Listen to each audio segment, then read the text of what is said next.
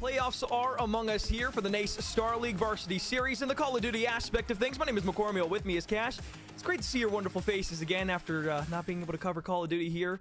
What was it, last time, April, where we saw Northwood be able to win a national championship and a national title for the NSL League last time around. Won some money, got a lot of notoriety from it. But Amber, we are once again back with 8 teams remaining inside of a 12-team playoff. Yeah, I'm excited to dive into the action here tonight. Lots of good matches, lots of storylines to follow. Teams trying to, correct maybe how they finished last year, and a couple of redemption stories that we'll get to cover tonight. So I'm really excited to be back in the swing of things. Yeah, before we start diving into the two teams playing tonight, we'll take a look at our schedule real quick to see where we're going to go throughout the night. First and foremost, St. Clair, South Florida is our match that we're going to be covering here in just a few short moments. Oklahoma Christian going up against Nicholls State in our second best of 5 series. And to end off the night, we'll swap over to the opposite series that goes alongside the varsity for Mars Hill and CSUF. That'll be a fun matchup. We'll get to see some of the LATAM superstars from the challenger scene be able to find their way potentially to the next round of the playoffs. Realistically, though, however, we have to talk about our matchup here tonight between St. Clair and USF. Amber, these teams have already matched up once within the NACE Star League season. That didn't go too well for USF. I really didn't. Obviously, St. Clair took that series in a 3-0 fashion, but just to kind of give you an idea of kind of how bad that beating was for USF, it was a 250 to 246 hardpoint, a 6-1 search and destroy, and a 3-0 control. So obviously, USF, if they're not still hurting from it now, it's probably still fresh on their minds, and they know exactly what kind of giant they're scoring up against tonight. It's David and Goliath in really every sense of the term. Yeah, I guess the real storyline is this kind of just feels like another stepping stone for St. Clair to make it onto the next round. But I guess the caveat to that is how easy is USF going to be able to make it? Obviously, we have the aspect of being able to go back and study tape. We have a few weeks in that it's been since they last played. How better have we been able to get as a roster for USF? What is going to be the big jump forward that they're going to have for St. Clair, or is it going to be more of the same? I guess in that kind of conversational topic, we'll take a look at the roster here for St. Clair. Realistically, this is a team that has not only been good, they've been great the last few years of Call of Duty. And you notice how I don't say seasons there, I mean years. Really from all the way back in Cold War, this roster has gotten better and better progressively year over year. And you'd be hard fought to not have a conversation about them always being in the realm of a top 2, top 3 team at really their lower end. Absolutely. So, I mean, you look at the core 3 that come back time and time again, Bendy, Brandon, and Priestley. They have all of the intangibles you could ask for as far as chemistry, trust, and all other things are concerned. You throw Nacho in the mix, and that kind of takes us to the next question with this roster, right? They're bouncing back from missing out on LAN last season, and last time we were with NACE in the spring. How does Nacho help or hurt them? And we'll get a good look at that tonight. Yeah, we absolutely will. On the opposite side of the coin, though, the boys from South Florida, Penny Slays, MK Off, Kiko, as well as Vox are going to be the ones to look out for on this roster. Lots of young talent here. Aspects that we have seen from them can be good, but again, it goes back to the storyline we're creating here. How good can they be against the high-flying Saints roster? And that was really going to be the tale of two coins here tonight. So regardless of how you shape this one up, Amber, we have to start off talking about the hard point where we're going to be going to Embassy first off. And this is really where things kind of start and end almost, as we have seen the percentages for the year as well as overall statistics for points allowed. Go ahead and kind of tell us more about that. Yeah, I mean, of course, map 1, time and time again, casters will say, gotta get off to a good start, gotta make sure you take control of the series in map number 1, and sure, right, that obviously is the goal for both teams stepping into this, but it's going to be quite the challenge for USF, just looking, as you were kind of alluding to, those season percentages. USF has allowed on average 207 points per game in a hard point out of 250, so it's definitely quite the staggering number. It's always been close games if they've even been able to pull them off.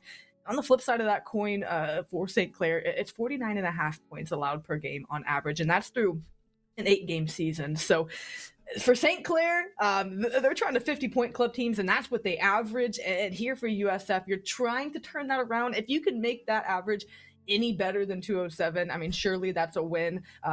Against St. Clair, I'm not sure that that'll be the case. Every map will be a hard-fought win if they can keep it, close and in contention, and that kind of is the point of, what capacity can South Florida take control of the series? Where do they give themselves an edge? How good are they going to be at capitalizing on very minimal mistakes that we expect St. Clair to make here tonight? And again, you look at those average, you look at those points per game allowed, and you have to lean St. Clair even more so in map number 1. But for USF, and we talk about postseason runs that teams make, you still have to have that caveat of, hope of possibility for what they could do. Yeah, I don't want to make it a one-sided conversation, but I will say this. Looking at our map pool, with that embassy being map 1, if there's anything you've known about St. Clair, anything that we've seen throughout the entire Modern Warfare 2 season, embassy's kind of been their bread and butter. It's a ratty map that allows you to take advantage of the positions that you can put yourselves into, and if you're able to gain map control over the other team and get them discombobulated early on, that's what St. Clair is going to be able to do and be able to win maps massively on this map. So I hope for the side of USF and their sake that they're able to get common ground early on the map and be able to kind of tailor the play style and pace to their strengths. But if they're not able to do that, I fear it's going to be the same fate a lot of teams have faced against this St. Clair roster in that map 1.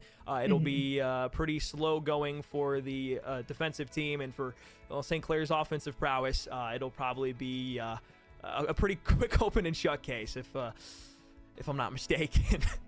Absolutely so, and I think we're ready to dive into the action here. So we're going to jump into our embassy hardpoint. You kind of laid it out for us, right? Talking about what St. Clair is expecting to do and impose their will here. And for South Florida, they really need to find a way to get control of the game, as we said, whether that's, you know, doing the things they can control, winning a rotation, trying to push lanes with numbers, different things like that, finding ways to get small wins around the map that can maybe compound for them at the end of the day is something they need to put their head down and try to do. Don't look at the scoreboard.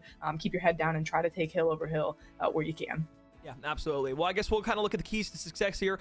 I'll start off with USF's keys to success because they're going to be a little bit more tight-knit and they're going to be a lot more impactful around the map. Realistically, it goes back to what I was saying beforehand. You have to control the pace and you have to control the tempo of play that you're going to be going up against with St. Clair. You have to get to those positions first. If that means rotating at maybe 25, 30 seconds and starting to make your way around the map, so be it. This is a smaller map in regards to a lot of the maps that we have here in Modern Warfare 2, so maybe the rotations don't have to be that drastic, but at the end of the day, as long as you're getting out and making sure that you're putting yourselves in the most advantageous spots opposed to St. Clair early and often, you should be able to go ahead and at least have presence on the map. Now, that doesn't go hand in hand with being able to win the gunfights. Of course, you still have to win the gunfights with those rotations, and that's the second part of the story. You have to be able to outslay and outpace the side of St. Clair with that slaying category. If you're not able to win those gunfights on the rotations, or you're not able to get control of middle map, that is going to be the hardest single thing for you to be able to overcome. We'll hop into the game here. South Florida already on the board, though, early on here with 10 points. St. Clair trying to bounce back in as Slaya as well as Priestley will be able to pay for 2. 25 seconds left in the rotation on the cards. Still a bit of an advantage for South Florida. South Florida marginalized here, as you were saying, and 15 or so seconds left for scrap. A rotation going to be underway as a couple kills come in, and through the back will be St. Clair. They're trying to lock down those spawns. Got player 5 and Kiko trying to make sure things can maybe be contested for this kind of rotation for the team, and it's not going to be kills already cut down. We were wondering what Nacho would be able to do. Already getting good head switch control, getting into the time and soaking it up. Now South Florida from the outside looking in, try to make this push. Priestley going to back off, starts the game at 6-1. Trying to compound upon their lead into the side of St. Clair. Shots out to the middle. Fox will fall.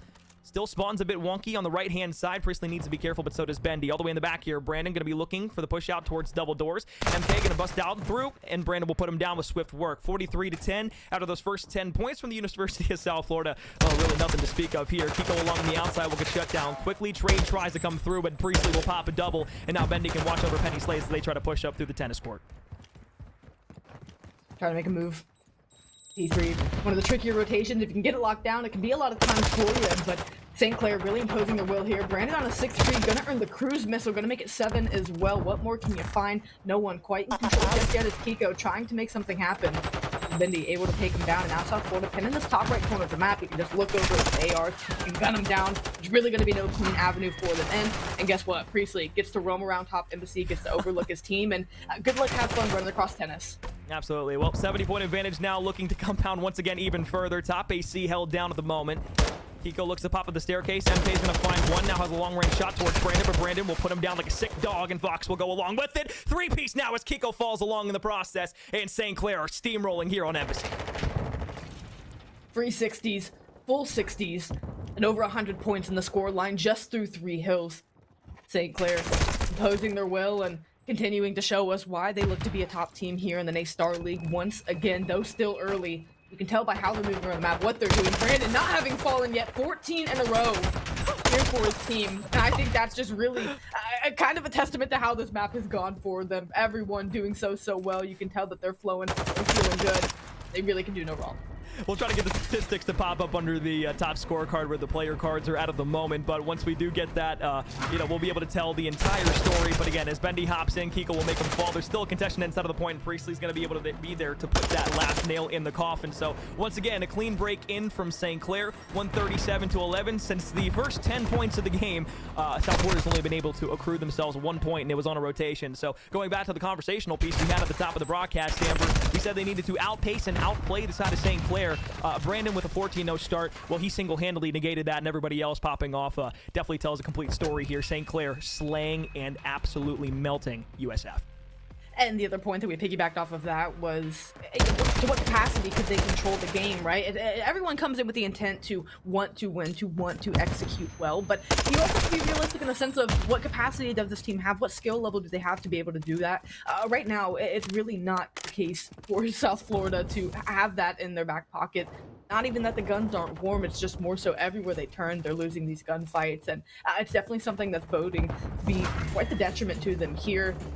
Not even close to what they wanted us to go for map number 1, and here we can start to see that average that we were talking about, right? 49.5 points allowed by St. Clair, 207 for South Florida. Numbers don't always ring true, they always say those stats out the window, but not quite the case here tonight.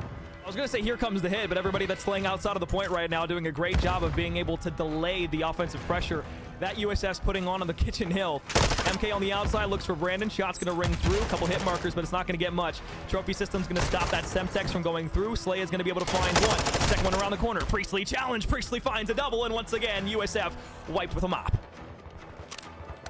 Nacho Slaya.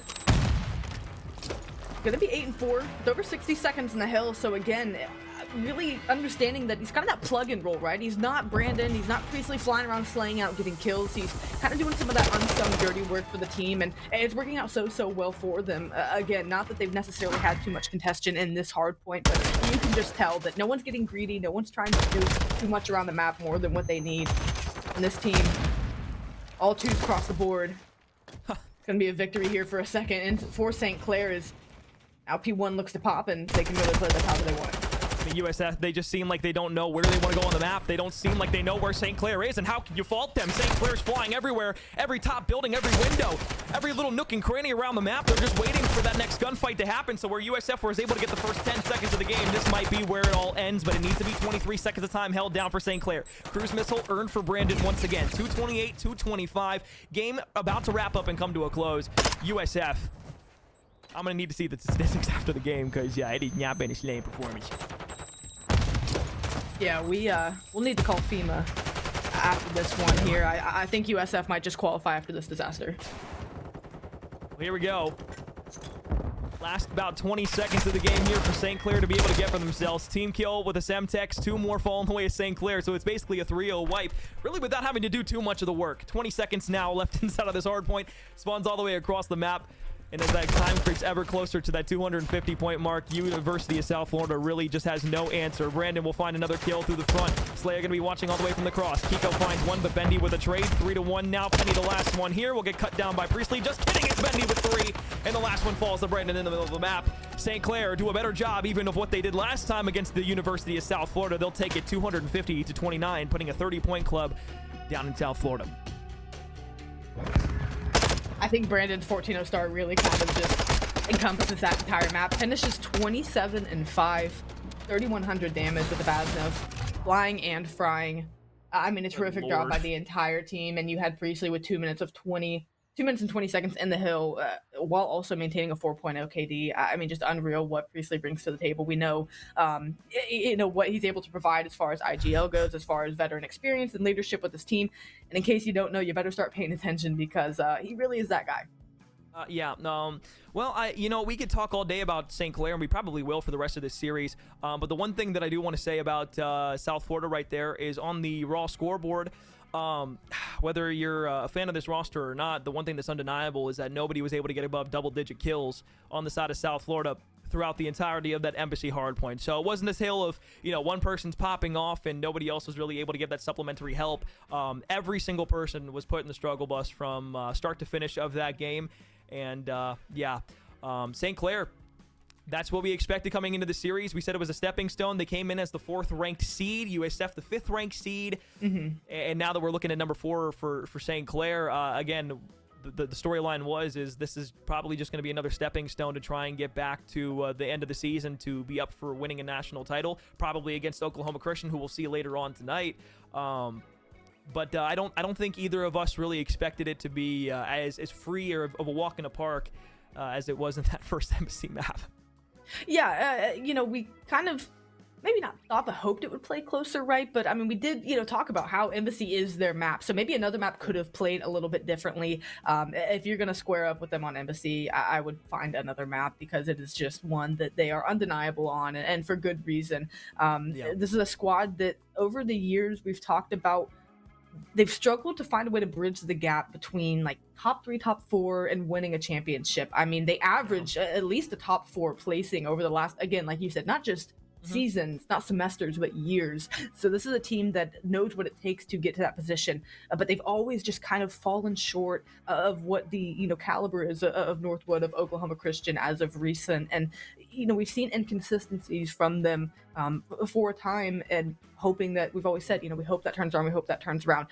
It's nice to see them come out here and just not let off the gas, right? And again, it wasn't everyone trying to find 30 kills on the map. Again, it was Slaya with a very modest score line, but a necessary one. So, I know it's a team that isn't an Oklahoma Christian or isn't, a Northwood, but it's something where it's a step in the right direction. This team, you can tell no matter what the score line is, if they're cohesive around the map and if they're doing what they want to as a team. It wasn't 4 individuals, it was one team. And so maybe those early signs of St. Clair really poised to make a deep run here and try to get back to land. Well, you certainly hope so. I mean, for the side of USF, 235, Neslo series has to be the name of the game here. That of course means the search and destroy, the control, and the last search and destroy. That also requires them to be able to push it to a map 4 or a map 5. But if they're able to come out here, at least in the search and destroy, and be able to put a better effort out, it'll be much easier for them to be able to walk away from this with a smile on their face and feel a bit more confident going into the deeper parts of the series, of course, if they're able to get there. Before we talk any further, though, I do want to give a huge shout out to the people that make this happen and, of course, bring our seasons to life here for the NACE Star League. CDW Alienware, Pizza Hut, Extra Life, Monster Energy, Duncan, Mavix, Odyssey Mushroom, Elixir, U.S. Army ROTC, and of course LA Comic Con. So thank you once again for all those people that helped bring the NACE Star League to life. But now let's start talking about the search and destroy here for map 2, because this is where things feel like if they haven't already spiraled out of control far enough, they're going to fall deeper into that pit regardless of what happens. You go to an Ellis Silo search and destroy where, once again, St. Clair have been known to get ratty on this map. They love getting in and behind the people that they're fighting up against. You will find them flanking your spawn probably more times than not, and it'd be easier to tell you where they're going to be on the map than where they're not going to be, simply because they are so sporadic, and again, you just have no simple idea of where they're going to be. So for USF, not only do you need to play with another fast-paced aggression here inside of this map number 2, but if you don't play with that aggression and you allow yourselves to stagnate and are just holding angles waiting for them to come to you, I promise St. Clair's usually not going to push those open lanes unless it's Brandy holding his AR over towards top radio. Yeah, it's definitely one that for St. Clair, they are going to try to impose their will. I expect Brandon to very much be in the mix and trying to engage in those first bloods. Expect him to be the one to run at the day side offensively, and defensively, to try to clear it out, to try to get map control. One thing St. Clair does so well is they take up space on the map, and not just dead space. What everyone does has purpose. Like you said, they're not channeling open lanes very much unless they're trying to get, a line of sight control, whether it is Bendy, top AR, or Priestley. Everywhere they are on the map makes sense. And again, it fills something that is very important. It cuts something off for the other team. And you can't say that about a lot of teams all the time. And for them to be able to execute it at such a high level is something that South Florida has to just be aware of. They have to be mindful of. I think the search and destroy will kind of be that last piece to show us, have they done homework against this St. Clair squad? Are they ready for what they bring around the map? And look what we said, Bendy, AR, lights him up, takes him down. Now this A side is not going to be fun as Slaya connects with a nade. A Semtex, a stun, as well as a frag grenade, going to be directly at the feet of Penny. And unfortunately, that's going to put USF already down at a 2-4 deficit. 45 seconds left on the bomb. And with 2 players left to try and take out everybody on St. Clair, seems already almost like a GG. Time dwindling. Slay with a couple. Can he get snapped here to top balcony? And that'll be 3 in the round. Easy breezy. Round number 1, St. Clair. an early one on the board. South Florida. Gonna have to wait another round or so to get back and get another crack at that. Now we'll see what they can do on the offensive side of this bomb. Well, Slayer makes the perfect read to the backside spawn. Knows that somebody's probably going to have to come into the backside of at least one part of the map. Especially when that door's closed. Gives all the information that he needs. Great shots were able to ring true. Finds that kill and then snaps to the player that was up top. For sure, I thought they were at least going to be able to find one in the round and maybe take Slayer off of the streak that he's starting to build for himself.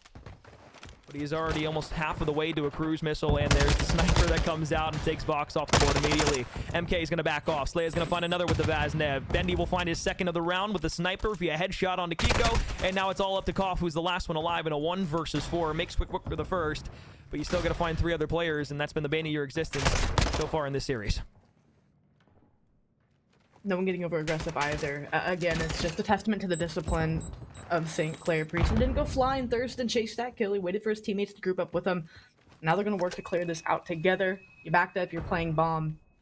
Then they're going to try to find what he can. But again, just it's the little things for St. Clair, those little improvements that we didn't quite see from them all the time. Now starting to see those happen, but Bendy, a little over aggressive. Taken down. Now Slayer, can he find another one? The dude is unkillable right now. 5-0, 5 through 2 rounds. Search and destroy wizard at work at the moment. I like that bit of passive play though from Koff there. You don't, if you find the first kill, the 1v4, you take that second one down, and every time you're in a 1 versus 4 situation, it's rang true every iteration of Call of Duty. The second person to die, you're going to be at fault there if things go awry in the round because you shouldn't be solo challenging. So yes, he does get good timing. You're able to make work of it. You pop the dead silence and maybe get it back to a good spot, but laying down on the staircase there, Slay is going to get that aim assist loss from the opposition, and that's going to allow him to get that kill every day of the week. So you're at 5 in a row now, looking for a potential cruise missile here in just a moment. Should be able to bait it out and find the kill immediately. Slay is going to be able to find it there, and that's the 6 in a row that he needed. So now you've got yourselves another 4 versus 3 advantage. You've taken 1 off the clock, and you still have only had 15 seconds run off so far. And now with 2 gone, USF going to be put in the blender again. Kiko. Find the couple in the round. 2 versus 2. Popping dead silence. Knows someone's below and see what move he can make as previously he's working towards this A-bomb, trying to get it down, and they're split. So if he can get to the site and find this kill, could put himself in a great position. Bomb's not going to go down, or does it? Now 40 seconds on the clock, Slayer. Oh, he's just going to hop it. I like He's that. just going to hop it. I like the Slay hop. going to be able to get there in time. Yep. He hops in through the door, pops it open. Kiko loses it. Would have been an ace in a 1 versus 4 essentially in the round.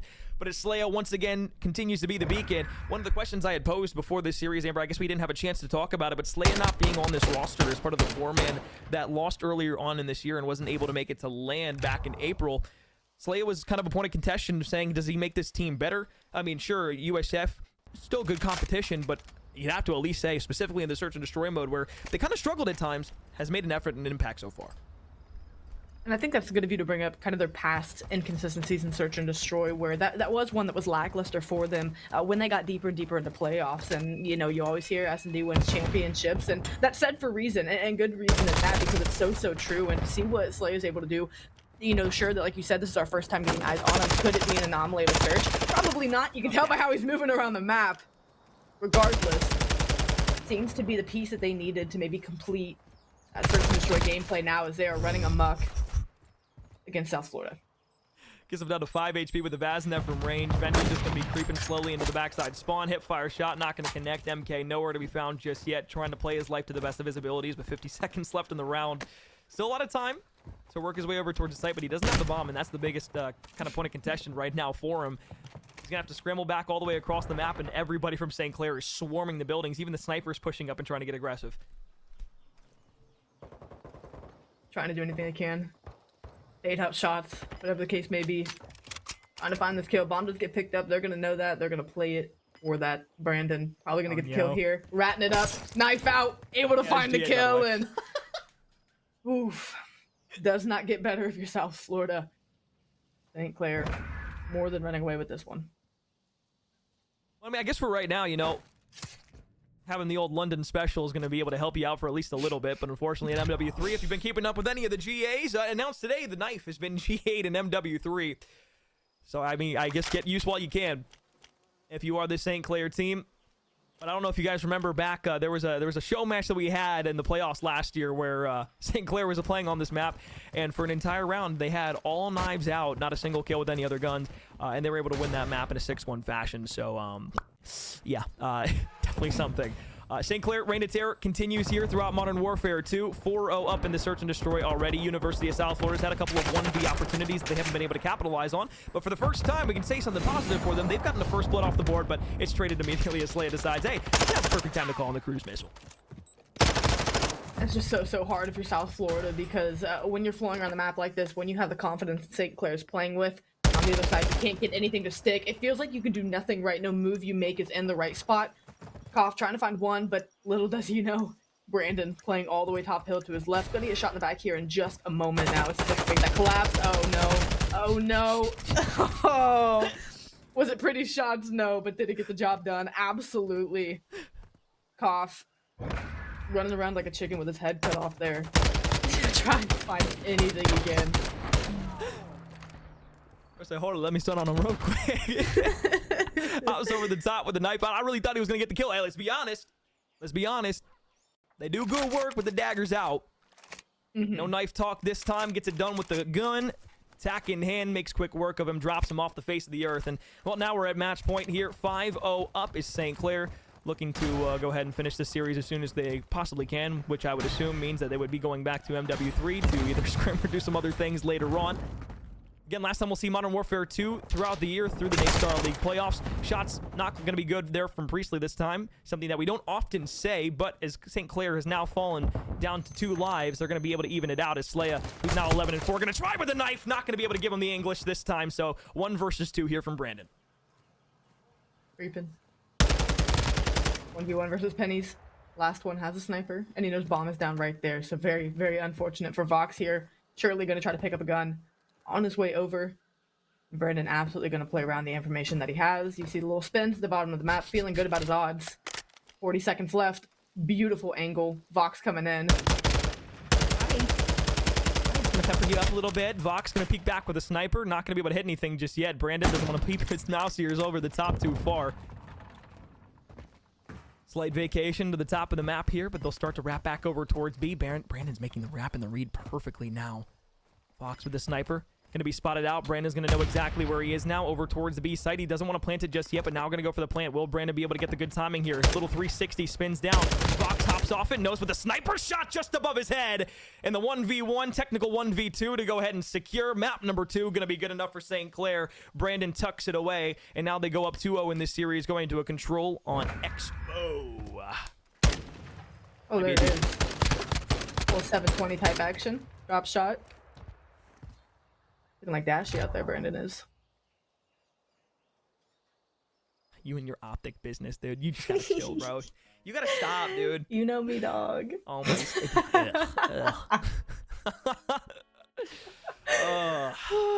have too much fun up here. Yeah. Not at all. I piss off half the community anyways every time I make a joke about Optic on the timeline losing to Florida. But, you know, it's okay. Because guess what? Bye-bye. Too soon. Bye-bye. Too soon. Oh, I'm sorry. Did I hurt you? Oh. Sorry. Don't care. Yeah, 2-0 series lead for St. Clair. Yeah, it's not been close. Just to keep it completely frank, it's just not been close. Yeah. I want to sit here and be like, yeah, UHF, they've got the gumption. They've got what they need to be able to do to bring it into the next round. But, I mean, look, after a 6-0 search and destroy and a 250-29 hard point, that's 2 digits, by the way, below 30. Below double digits in kills for everybody, too, on the team. So there's something to add on to that as well. But, you know, not to be overly negative, but, I mean, it's just calling it how it is. The series has been pretty open shut. It's about a, I guess maybe a short chapter. Yeah. Even like Spark noted chapter.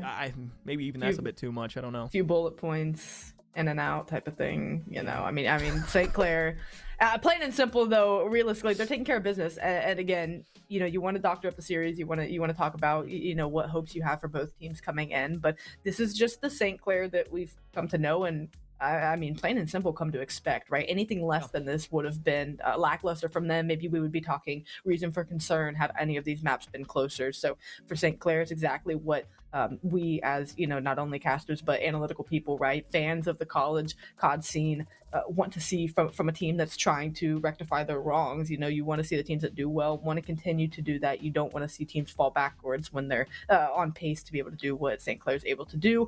And for South Florida, right, regardless of how the series go, though we know it's probably going to finish next map, to beat T8 in a tournament here like this, especially with how competitive NACE is, let alone Varsity Premier, I mean, this is a huge step in the right direction for the program regardless. So to continue to shine light on what they've been able to do this season, again, 5-2 is still a challenging thing to do with all of the teams that are, here in this division. Again, the program, a huge move forward for them to be able to get to this point. And sure, it may end up being a disappointing way the season ends if it does end here in this next map. But again, you can't talk about how much this does. As much as it'll probably feel bad if the series goes wrong, you got to look at the good things that come out of it in the sense of, hey, we finished T8. That's a huge turnaround from where we got last year, let alone last semester, and that's something that they could really lift their heads up about and carry going forward. But the series isn't over yet. That's just a couple of if and buts if it finishes here on Expo. But for South Florida, already kind of giving them flowers in the sense of how their series has gone compared to years past. Yeah, well, sucks that they ran into the rumbling so quickly here inside of their tournament, but it looks like it's going to come to an end. We're going to step aside when we come back. Map 3 and a potential series end. St. Clair running through them like it's nothing.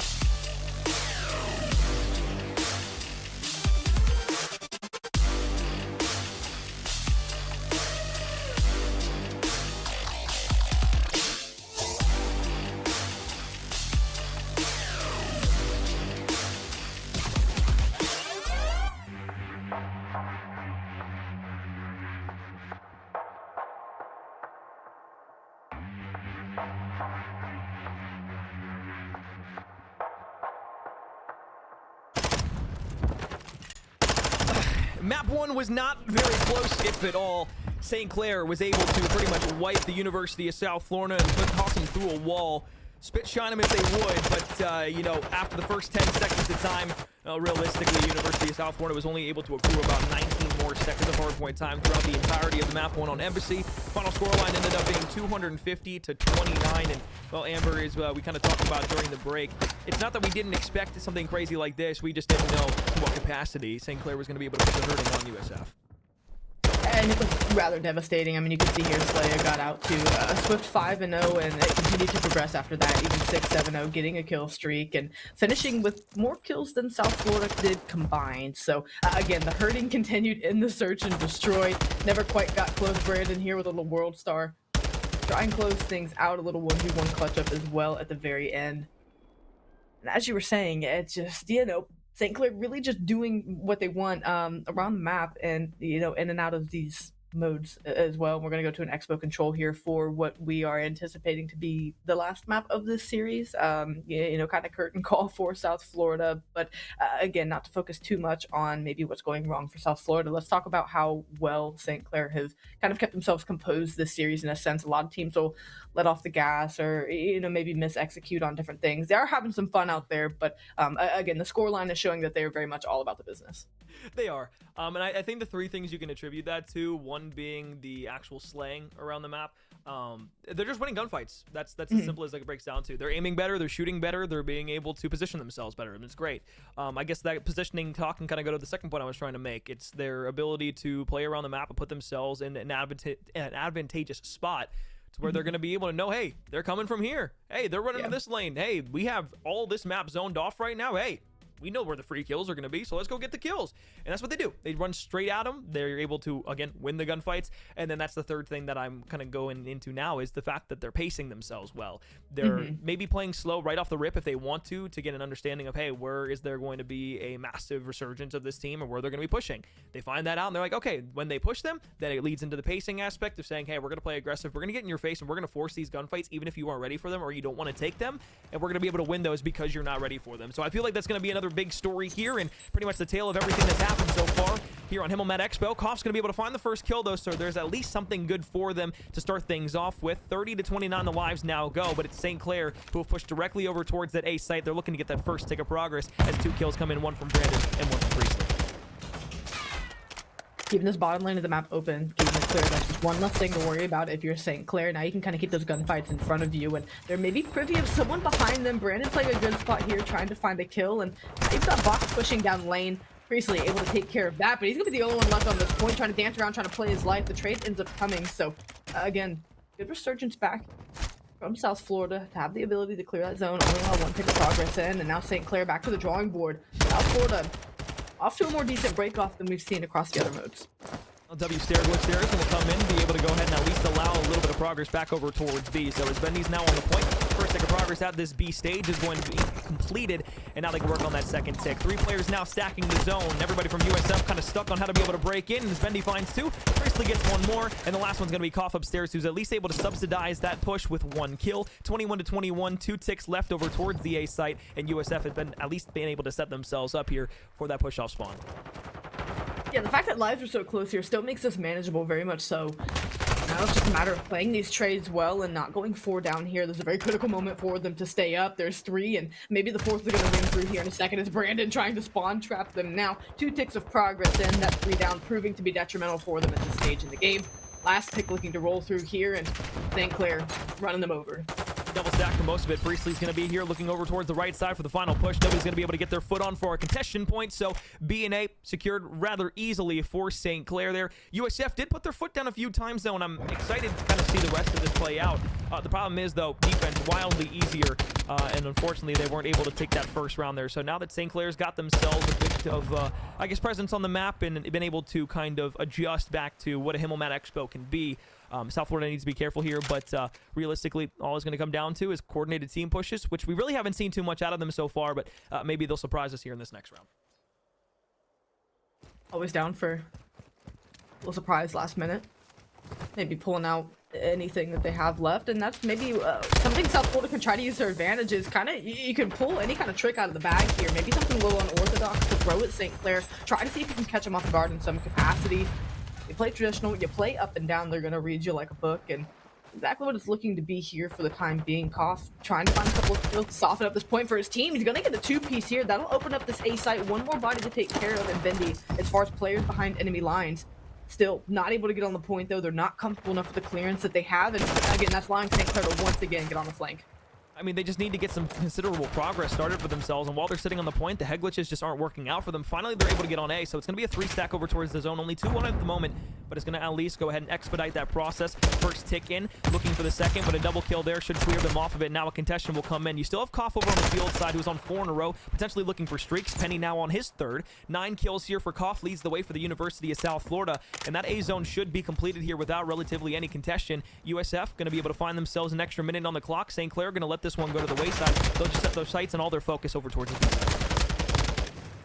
You already have Koff who crossed as well, and I don't know if they're aware of that. He can kind of slip behind enemy lines, maybe try to make something happen here as previously gun spawn behind him, so timing might not go his way. As Koff finds that kill, surely they'll be on the hunt. Regardless, everyone coming off spawn from South Florida. Brandon locking down a gross angle here in and around the theater, trying to make sure these players don't have a free avenue in towards B, and that's looking to be the case here. Now you have Penny, last one alive, trying to do anything, but he's completely surrounded like a bull in a china shop. St. Clair break on through, find the kills, and now look to push this line forward, put them in a nasty spawn trap. Well, it was an 8 life advantage that USF had built up on St. Clair, but now that dwindles down just to 1 measly life, and with 1 minute and 15 seconds remaining, you've got about 2 to 3 good pushes left over towards this hill, but one needs to start now, and as you continue to lose lives, you're not able to get yourselves into positions that you want. So the reinforcements will be waited upon, dead silence will be popped, and killed immediately, though, is Priesty. A nice little Semtex there from Kiko. Slaya with a retaliation trade. Still a life advantage now for the defensive team, who's just waiting for USF to push up the map. A lot of solo pushes that we're seeing right now. It's not going to help the side of USF that they want to get into B. Everyone desperate to make the hero play, desperate to find an opening, and again, like you said, that lack of cohesion is going to end up hurting them more than it ends up helping them. The odds that they're able to make some kind of heroic play are quickly dwindling, as now Bendy with dead silence on the chase. Surely don't do it to him, giving them the old London special, as you like to call it. Now we're going to continue in pursuit to find a couple more players. Penny might just be the next one on the map to fall victim regardless. 25 seconds and dwindling. St. Clair playing with their food at this moment. South Florida, what started as a promising round, potentially ends up falling quickly to the wayside. Yeah, the one thing they did over towards B was play off of, A was play off of each other. They were able to set themselves up for different kills, and while St. Clair was getting over aggressive, they used the head glitches to their advantage. But when you allow St. Clair to kind of play back, set up in their little rat spots, and kind of do whatever they want to, well, it's not going to net you any sort of talent or worth. Realistically, if you're not hitting every lane out with 2 people against the St. Clair roster, you haven't been able to win one-on-one gunfights, so history is going to only continue to repeat itself. But the one thing I have noticed, Amber, and it's kind of happened all series long, you'll have somebody from USF set up on a power position with a head glitch or something, and then St. Clair will start to use movement to try and close the gap between them.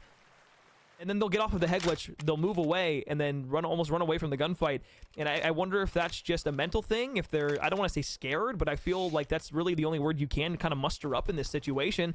They're not willing to take those gunfights even when they have the power position. Oh, and I think, you know, kind of a way to break that down is in a sense of, if they're using that kind of movement and you know they're trying to get around and close distance, it's really just maybe trying to reposition to try to keep the gunfight in front of you, right? You don't want to let players like that get too close, otherwise you start to lose track of them. It gets easier for them to kind of slide around you. So like you said, there is an aspect of being timid to that where, again, they're doing so much to try and keep that gunfight in front of them that, yeah, they reposition thinking they're doing something to help themselves instead of trusting the power position they have. So absolutely something that the South Florida, have that has gone to their disadvantage, and it's just a lack of confidence, maybe even a lack of trust in themselves to be able to take that kind of gunfight, especially if you're getting slayed out at the rate that they are. You absolutely start questioning and overthinking kind of the more basic aspects of playing around the map.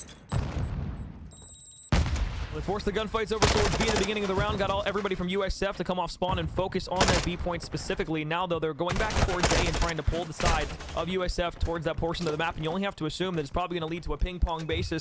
We're seeing St. Clair just going back and forth between the 2 sites. Still, though, only 1 tick of progress on each of the 2 sites. 55 seconds left in the round, only a 1 life advantage to the offensive team, and now it's nullified and back to square one. Penny, double. Brandon going to be behind Vox for 1 as well. B zone now being progressed on just a touch, but USF has been able to hold strong on most of their strongholds on this point. It's not really all it comes down to is either waiting this 40 seconds out or only allowing them to be able to take 1 before they, maybe send all their forces to the other side. Yeah, as quickly as, they look to build a fort, the castle crumbles. And a stack comes in out of the Saints.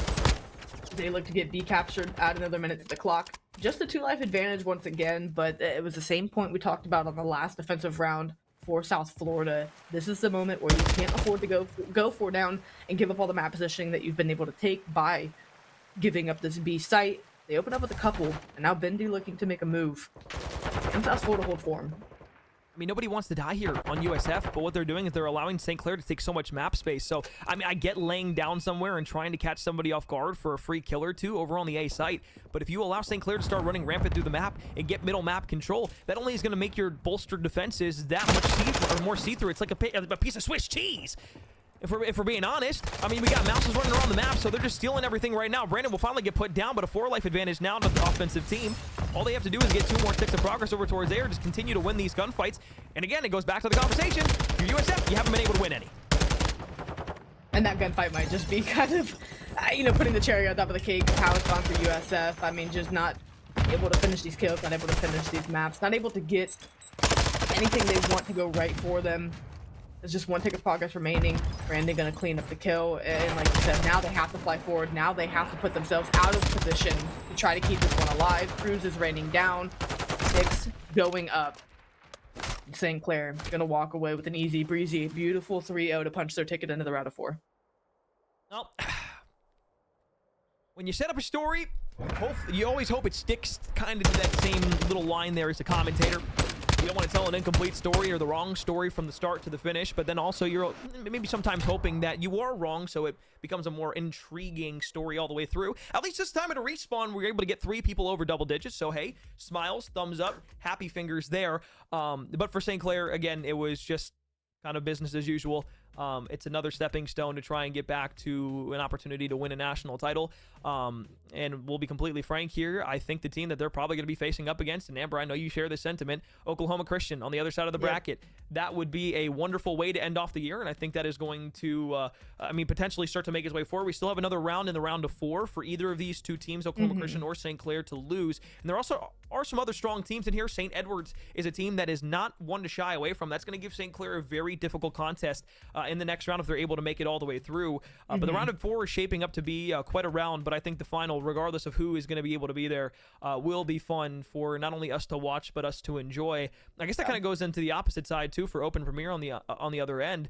Last year it was kind of Fisher who just ran through everybody down in Open Premier, but now you have Northwood down there. Now you have a couple other schools that are, were the top of Varsity Premier last time through, so really, it's anybody's game at this point, and that, to me at least, makes it exciting to some capacity. Yeah, absolutely. I mean, just to kind of hit that point a little bit more, though, a tangent, Northwood definitely left a vacancy in Varsity Premier, and the top 3 teams were Northwood, Oklahoma Christian, and St. Clair. Northwood still kind of in a tier, not even still kind of, very much in a tier of their own, as we saw back in the spring against Oklahoma Christian. So for these 2 teams, if they end up making it to final, right, it's going to be a grudge match for St. Clair. It's going to be Oklahoma Christian trying to continue to build their program and assert dominance. But like you said, that round of 4, especially what we're looking ahead for St. Clair, not going to be an easy one. You expect St. Edwards to take that match against Purdue Northwestern. We'll end up seeing that final score. Her maybe can give an update if that map completes while we're still on the air. Regardless, though, St. Edwards is the team you can't turn your head to. You got to make sure that you take care of business against them. They're very much a team I could see making it to finals as well. They've had a very, very good year, and a squad that's trying to get their piece of the pie also can't crack that T8, T6 type of avenue for themselves. So lots of storylines that will continue to build for South Florida. Your season ends here, but kind of as I talked about going into map 3, just to hit on it once more, you got to tip the cap to the season they were able to put together. Again, it doesn't go out in a very pretty fashion. It doesn't go out, guns blazing, but it was, they did go out swinging, right? They tried through the end, and, just because execution falls short, maybe the stats fall short, it's still something that, they could have the reminder of. You put together a great season, you finish top 8. That's definitely something teams would absolutely wish to be in your position. So a good season out of them, and it shouldn't be all negative for them to look back on. Yeah, I agree with that 100%. I mean, you came in as, the 5th ranked seed inside of the playoffs here, 12 teams. So, I mean, that was already a big boost to your confidence. You made it decently far within the entire season as a whole. It just sucks that, again, you ran into St. Clair as kind of the big bad wolf that is going to blow your season over to the ground. I guess going back and running things from top to bottom. 250, 3 syllables is hard there. Specifically 3 digits was even harder, but 250 to 29 was the final score for map 1, where St. Clair was able to take that, obviously. 6-0 inside of the search and destroy. A couple of rounds there where USF looked like the Bulls might be able to kind of get some momentum back in their favor. A couple 1Vs just went down to the wire and unfortunately weren't able to capitalize on the positions that they were given. And then, of course, as we just saw on the Himmelmat Expo, 3-0 for St. Clair, where they're able to swipe through the series. This the St. Clair team has only gotten more dangerous. I think you and I kind of hit it on the nose perfectly when we were going through our notes before the game started, where we were asking, for Slayo, is this the right person to bring on? What is he going to be able to bring to this team? How much does the complexion of this team change? And maybe I'll even say it, specifically when the search and destroy is involved, and even in the respawns, he might be playing even faster than we've seen Priestley play with the SMG. Yeah. And to me, at least, that's a very scary sight, considering how fast St. Clair has been able to play and how good their tempo is. If they're able to make him mold into their system and able to play around him, and Priestley and him are running the sub duo together, this next year coming into Modern Warfare 3, where, maybe after a couple patches, the subs are going to get back to a dominant state, and you're able to run around with dead silence. I don't want to see that. Yeah, that's going to be something good to watch here. And I think we have our St. Clair interview ready, so we'll hop into that and kind of start to chat, kind of start to pick the minds of who we get to talk to here tonight. But yeah, as you were saying, St. Clair, I think they're a more well-rounded team, especially now. Oh my God, is that my sexy sweetheart? Hello there, Zarin. How are you doing? I'm doing fantastic. How are you guys doing? Oh, I can't complain. I mean, hey, pretty easy series there. I mean, let's be honest. Was it kind of business as usual for you guys? Did you guys have too much preparation going into that match, or was it just kind of one of those things where you just let the series come to you and just dealt with it as each map came? Yeah, I mean, we played these guys earlier in the season, and we took care of business kind of in similar fashion, so we were pretty confident coming in. We're actually probably the only team still scrimming this game a little bit as we head in deeper into playoffs, so preparation is not a problem, that's for sure. And that's definitely good to hear. No, that's definitely awesome to hear, because so often, you kind of see teams, especially at your guys' caliber, kind of just start to dwindle off, maybe get too into the other game. I know you guys can trust your talents to be able to do that, but it's nice to see you guys focused. One thing I wanted to ask, though, obviously the addition of Slayer right now playing with kind of that core 3 of Bendy, Brandon, and Priestley, what has he added to the team, and what do you look to see him continue to provide as you make this run? So Nacho was actually on the team last year, but he made a in-game name change, so he's actually Relays from last year. So same guy. That makes sense. But yeah, as far as him fitting in with the team, I mean, he was definitely an adjustment, because obviously he came all the way from Argentina, so it's been quite the adjustment last year. But he did have the entire year to get used to life here, and life is part of the team. Skill-wise, he's unbelievable. He's a great teammate. He's accountable as well. So he's a huge part of our team, and I'm not sure where we'd be without him. Absolutely. I guess the last thing I want to ask, going into Modern Warfare 3, I know we're still talking MW2 here and for the rest of the NA season. But what are we kind of feeling aspiration-wise going into next year for MW3? Do the guys enjoy the game a little bit more? I'm sure that some of the systems in MW3 are going to allow things to be a bit better, barring, of course, a few changes, maybe some patches going forward with subs getting a bit better as the year goes on, and it not being kind of like a 3 to 4 AR meta. How does the team feel confidence-wise going into the MW3 season? I think we're really confident. Everybody's liking the game so far. We got a lot of grinders on here too. Like I know Bendy, for example, has already been in a bunch of scrims, and we're barely a week in. So he's been grinding hard, and the rest of the team is kind of following suit. But the Power A conference next semester is going to be really interesting. I think we're going to play a lot better competition, which is something sometimes we're not super used to with NACE regular season. So yeah, I'll punch that guy. So yeah, confidence at an all-time high. I mean, we're going to try to win a championship. We have a feeling that we can beat teams like Cumberland and OCU at any given time if we're all on the same page. Absolutely. Well, hey, big hearts to everybody there. Congratulations on another pretty good and quick series as well. But yeah, I hope you guys are going to be able to make that deeper run, and hopefully we'll be seeing you guys fight for a national championship here in the Star League. Awesome. Thank you guys very much. Absolutely. We love Coach Zarin. Everybody give hearts in the chat. Everybody give hearts. Give a heart back, dude. Like, thank you so much. God, I was going to say, that's a little rude. I was just letting Brandon rock there. That's fine. There's Bendy in the back. Love it. All right, but yeah, good luck on the rest of the season. Good talking to you. All right, so that being said, we have a 3-0 series sweep for St. Clair. Next up on the docket, as we went over our schedule earlier, Oklahoma Christian going up against Nichols State. Amber, we have our reserves and our comments for that series, but I think they're better left until we kind of get back to talk about that. So we're going to step aside. When we come back, a brand new best-of-5 series is going to be underway for you. Don't go too far. NSL Star League for the Varsity Open. Going to go ahead. I'm back right at you.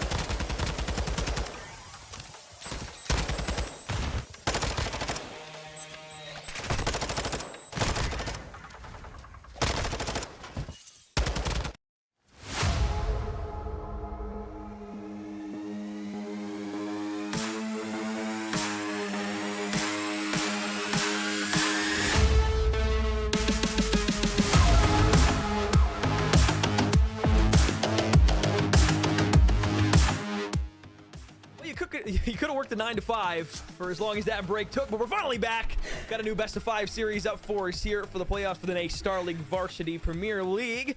My name is McCormiel. With me is Cash. If you forgot our faces since the last time we spoke, I wouldn't forgive you, or rather I wouldn't blame you, I should say. But now Oklahoma Christian going up against Nicholls State, another series where we think it could be a quite decisive 3-0 win for one team in particular, but there's still a lot of room to surprise us. One of these teams probably hasn't touched this game in quite some time since they were getting ready for the new Challenger season in MW3, but that doesn't mean that they're still not ready to put the hurting on a team to get to that next step in the process. They're another team, Amber, that was right on the doorstep of being able to win a national championship last year, but as we said with Northwood beforehand, that was the team that stood within their way.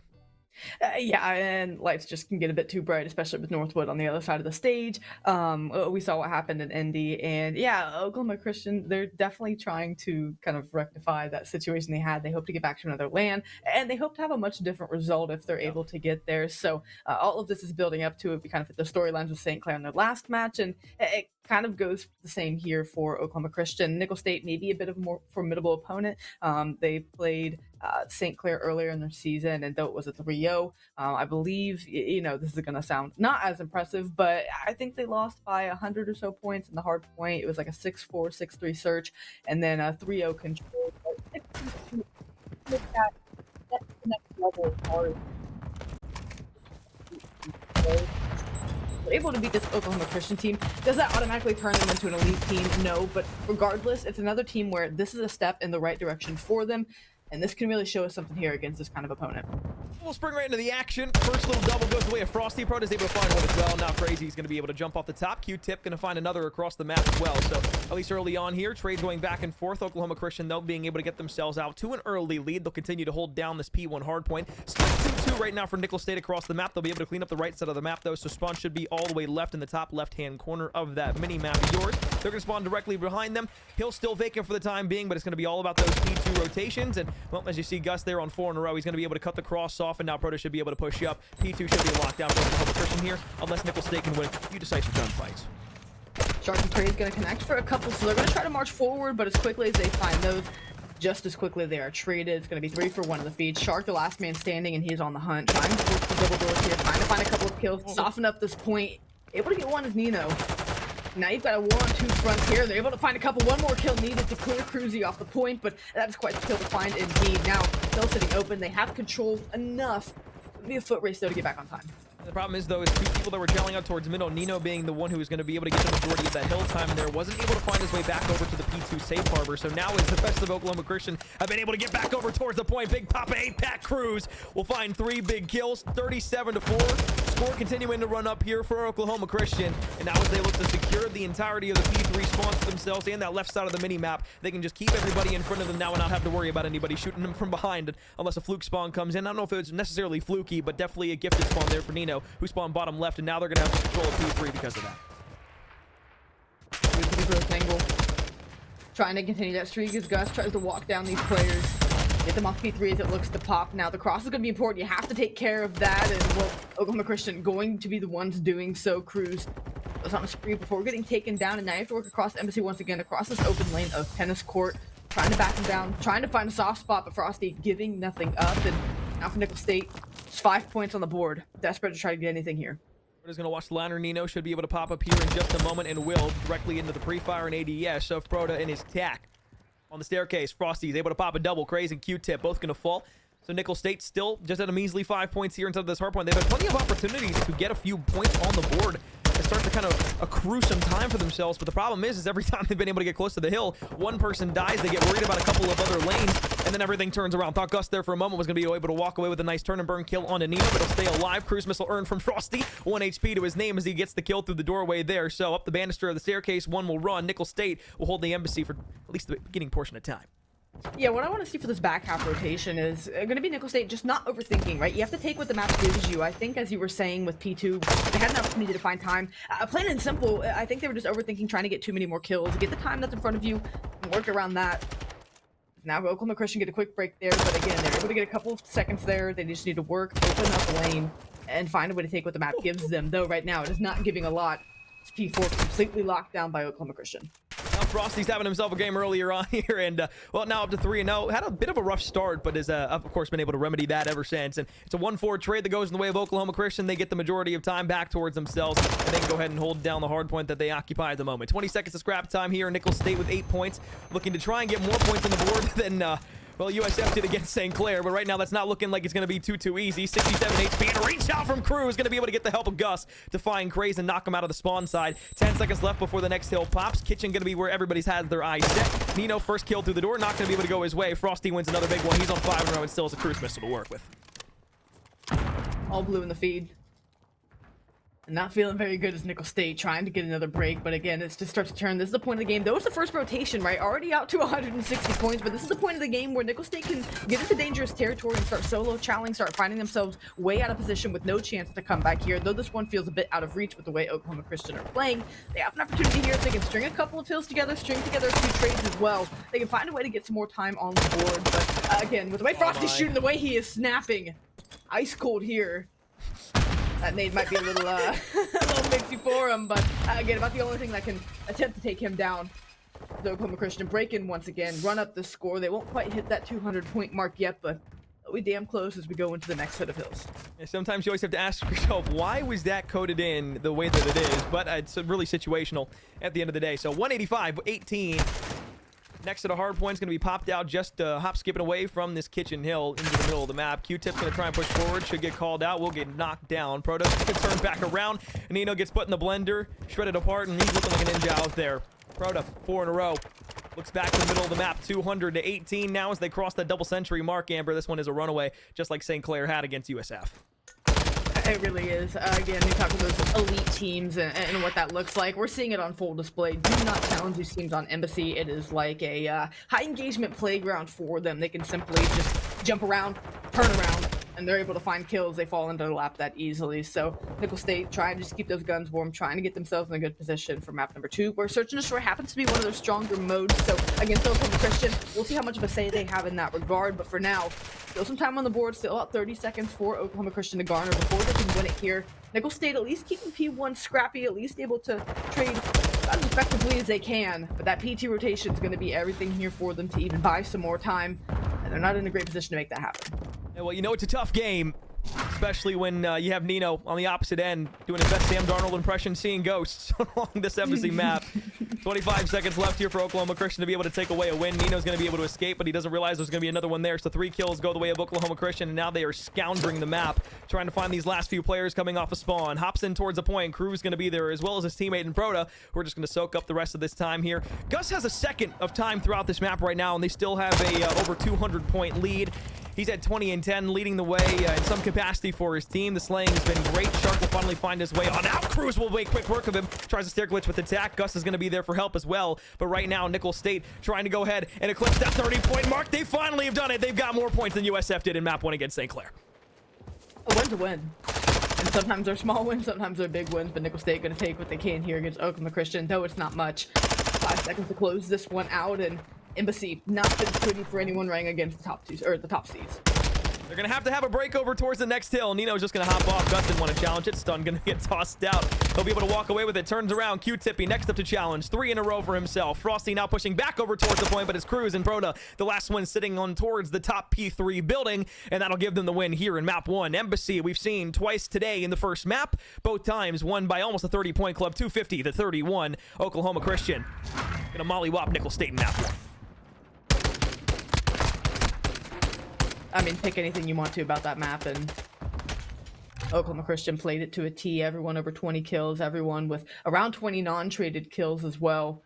Damage spread even. It was just a great team effort, you know, and that's what you like to see at Oklahoma Christian, because maybe at times even just kind of thinking back to the grand finals, right? You bring the big name in of Cruz, and that's not even to throw any kind of shade or shadow with the other players. But again, you bring in Cruz, you know the kind of APAC talent he brings to the table, a very successful challengers player. kind of at times, right, stepping up when the team needed them here. Again, I know it was against Nickel State, maybe not a Northwood, of course, but something where, again, you like to see the workload distributed. You like to see that anyone can find kills at any time, and that was a more balanced approach for them. We'll see as the competition looks to stiffen as, the rest of the playoffs go on, what that looks like for them. But for now, a very strong start as well. You're starting to see these top teams at this stage in the playoffs really separate themselves from the rest of the pack if the regular season wasn't giveaway enough. And Oklahoma Christian just off to a fantastic start in this series, feeling great going into map number 2. Yeah, you feel good, you feel happy, you're feeling like it's just another day. I can very much tell that they still have exactly what they were giving out to everybody inside of the MW2 season. Obviously, this team being comprised of all top challengers players in North America, and really the world for Call of Duty. There's no surprise that they've been putting a lot of their focus and a lot of their efforts into the Modern Warfare 3 game, being able to learn and understand the new systems, new maps, and how they're going to play in the competitive sense, but still being able to do a great job of being able to manipulate spawns in this game and do the things that they had put into practice for the course of an entire year. So Oklahoma Christian, I don't think either of us really had any sort of discrepancies with the way that we thought they were going to play inside of the series. We thought they were going to come in and handle business. They actually surprised me with how good they played, because I thought they were going to be just a little bit rusty perhaps in the respawn department, but no, they just do exactly what they did the entirety of last year. So going into a search and destroy, we didn't exactly get maps for this best of 5 series, so we're not exactly sure what we'll be going for map 2. I would love to know. Right now it's just a guess, of speculation, so we'll have to wait and see for that. I guess kind of the storyline we can kind of talk about going into map 2 though is obviously Oklahoma Christian looking for redemption after losing to Northwood in April out in Indy. That was kind of the I guess sour taste that was left in their mouth, because they didn't just lose there, they also lost in Columbus during the CCL season as well, and that ended up becoming kind of a scattered thought for them. So not only did they lose them once, they lost them twice in the same season, had 2 months to prepare for them for the second time. So a lot of questions going into not only MW3 but the end of this year as well, specifically since they don't have to play Northwood. Yeah, it gives them kind of like that void to fill, as we kind of talked about with St. Clair, where you don't have that team to worry about, right? The big bad Northwood squad. It's something that, okay, maybe we do have a much better chance, right? Northwood definitely feels like they can take the wind out of your sails quicker than you'd like to realize. And for Oklahoma Christian, now there's something where they can really tee up, lean into their confidence, and feel much better going into a lane if they get to that opportunity. Search and Destroy Embassy, though, stands in between us and further conversation as far as what this team is able to do. Have to take care of business here. They're going to open up the first blood. Bomb. Wrapping all the way back towards spawn, and Oklahoma Christian with a great spread across the map here. I mean, realistically, if you have that sniper out as the first point of contact, you got to be able to at least walk away with one or significant information. Unfortunately, you just had no teammates there to be able to connect for a trade or really be able to remedy what you lose after that first blood comes through. So stuns and nades are able to come connect. Oklahoma Christian now drop down to 2 players as 2 kills go to Q-Tip. He's going to set bottom embassy in P4. Proto looking to kind of scatter his way around the map and try to get some information over towards this A site. Realistically, the spread from Oklahoma Christian is good. You're playing solo challenges right now, but you're playing far enough behind to where you can get some information. Q-Tip's going to pop dead silence, start to make his way back over towards this A site, and it looks like Frosty's going to get the great timing here. Lying in wait. Cross coming in. Proto going to communicate it, going to challenge and be confident enough with Vaznev. Not able to get the snap on Craze, so has to go scoop bomb, but that's not going to be a fun to take. No time left to even scoop it and get the plan off. Now just going to try to find the kill here. Frosty lying in wait. Should be running into the irons here in a moment. And ooh, handshake some timing. Get away. Oh, if he doesn't drop shot, maybe he walks away with a kill there. But aims just directly above him. 1v1 doesn't go his way. It's going to be the side of Oklahoma Christian to be able to take round 1.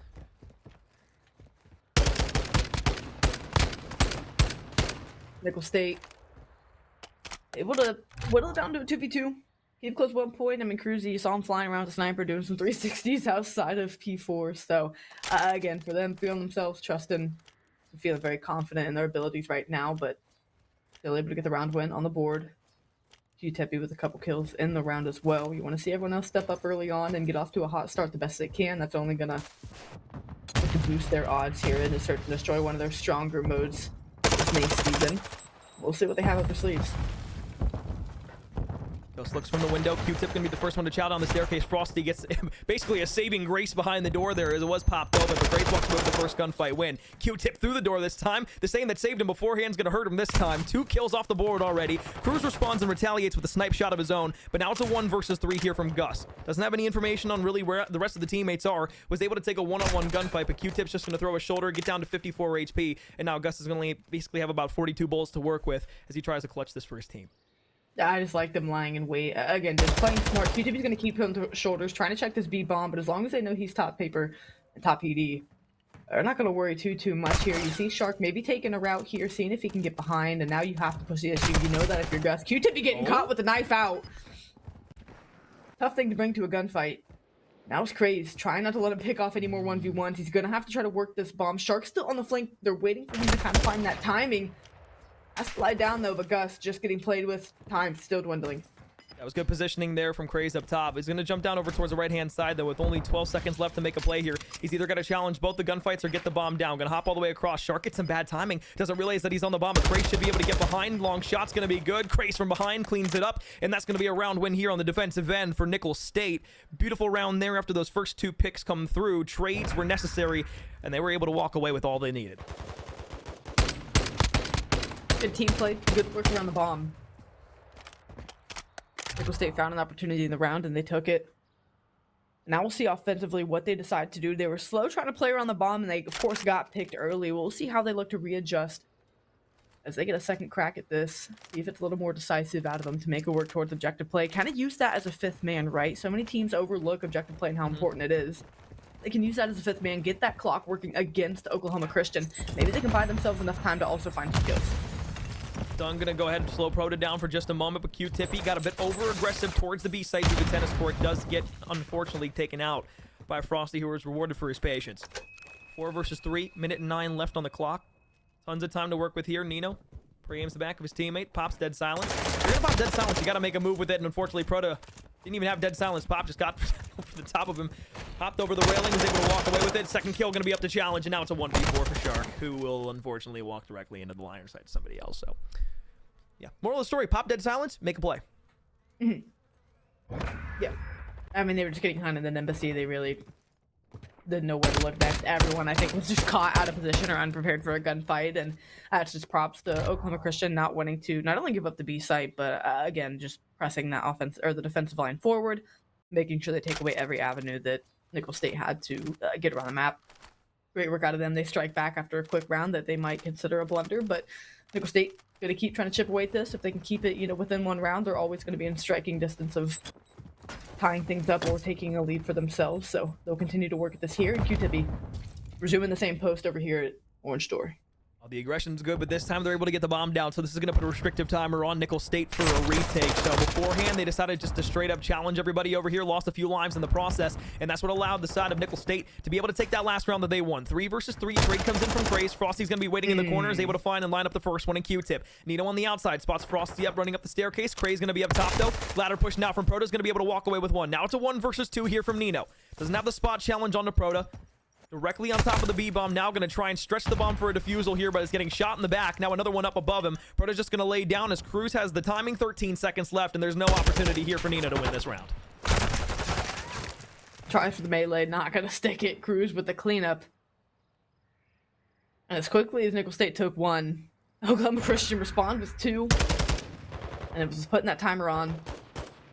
Playing good around the bomb.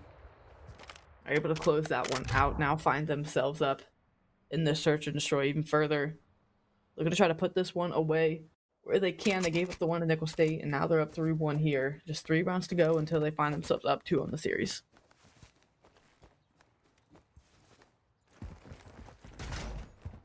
Offensive assault here from Nicholls State.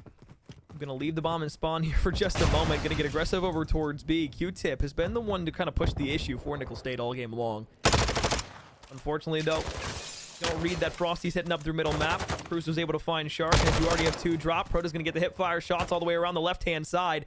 And now, once again, it's a 1 versus 4. Nino, last alive, running towards the top of the embassy building, able to find 1 onto Frosty. Still has to go ahead and work his way through 3 more. Prota's the next one up to challenge. Gets off the pre-aim for just a second, and it screws him over. for the gunfight that he could have potentially won to give himself a 1v2. 4-1, Oklahoma Christian once again rolling.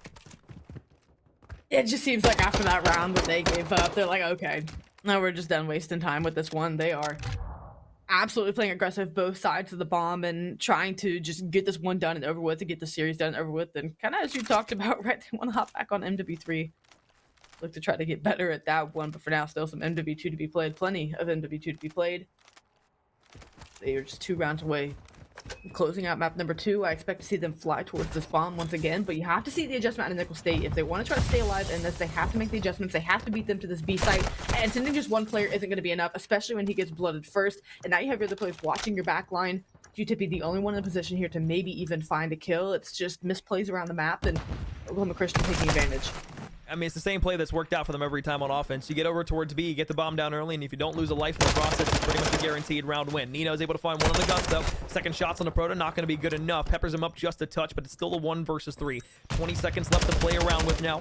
7.5 on the defuse if he even gets back over in time, but he's got 2 players now pushing. Crew's the first one up to challenge. Proto gonna hop in towards the top of the window. 15 seconds left, and once again, just has to push the issue and get out over towards the bomb. Can't go anywhere, though. Only on a 2 spree. No reason to stay alive. Can't challenge anybody else. This is gonna be another round win for Oklahoma Christian. 5-1 they go.